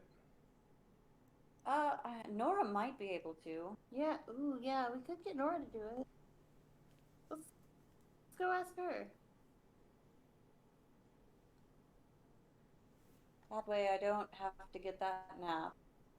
If I fall asleep, I don't know that I'll want to wake up after only half an hour. The ultimate challenge, of course. I also did just have coffee. Okay. I mean, yeah, Coffee nap. yeah, you can take a coffee nap. Can I? Yes. Should I? Maybe. The ultimate decision of the 21st century. I know. Alright, let's go find Nora and ask her. Okie dokie. I'm really digging the weird shadow effects that having multiple point of views are creating on the map. Because it's like you're filling in the gaps for each other's line of sight, but it's making these weird geometry things for the things that are both of your blind spots. Yeah. Kind of neat. But since we broke midnight in real life, I think now's a good pausing point, and then we can pick up on the mystery next time. Yeah. Speaking of that, it looks like we can play on, we said Thursday, right? Yeah. Thursday night. Looks like Louis can play. We were both off that day. Okay. Works for me. All right, well, in that case, we will resume on Thursday night and continue the great mystery as the clock is starting to run down. And this started out with a music battle. Yeah, we got the Battle of the Bards. We did it. And you got a golden fiddle that you don't even want. Poor Johni just didn't roll very well. I feel so bad for Johni and those dice. That was rough. Like, Yeah, oof. I'm going to scroll up and I'm going to read you her rolls. I need people to know. Look, let it be known. Looking down Johnny's rolls here, and that. All right, so Johnny's first roll was, let's see, the first one was oh wait, that's Derek. That's Derek's roll. That was Derek's one that you helped with. So that's funny. After that is let's see. So there's the first roll from Penelope. Cool. Then when Johni did her bit, she rolled a better roll, but she had a worse bonus the first time around because you got more of the crowd involved than she did, so she lost the first round to that. But that was her okay roll because she got a 14 on that one. But then once things kicked in, like, she couldn't get over like a 6 for about 5 rolls in a row. Like, straight up. I've got like a, let's see, 1 from the 2 times when she had the one where you let her re-roll and she got another 1. Then I've got 2 instances of a 2. Then I've got a 6 and a 4 and a 7. Like, just unrelentingly dooming this poor girl.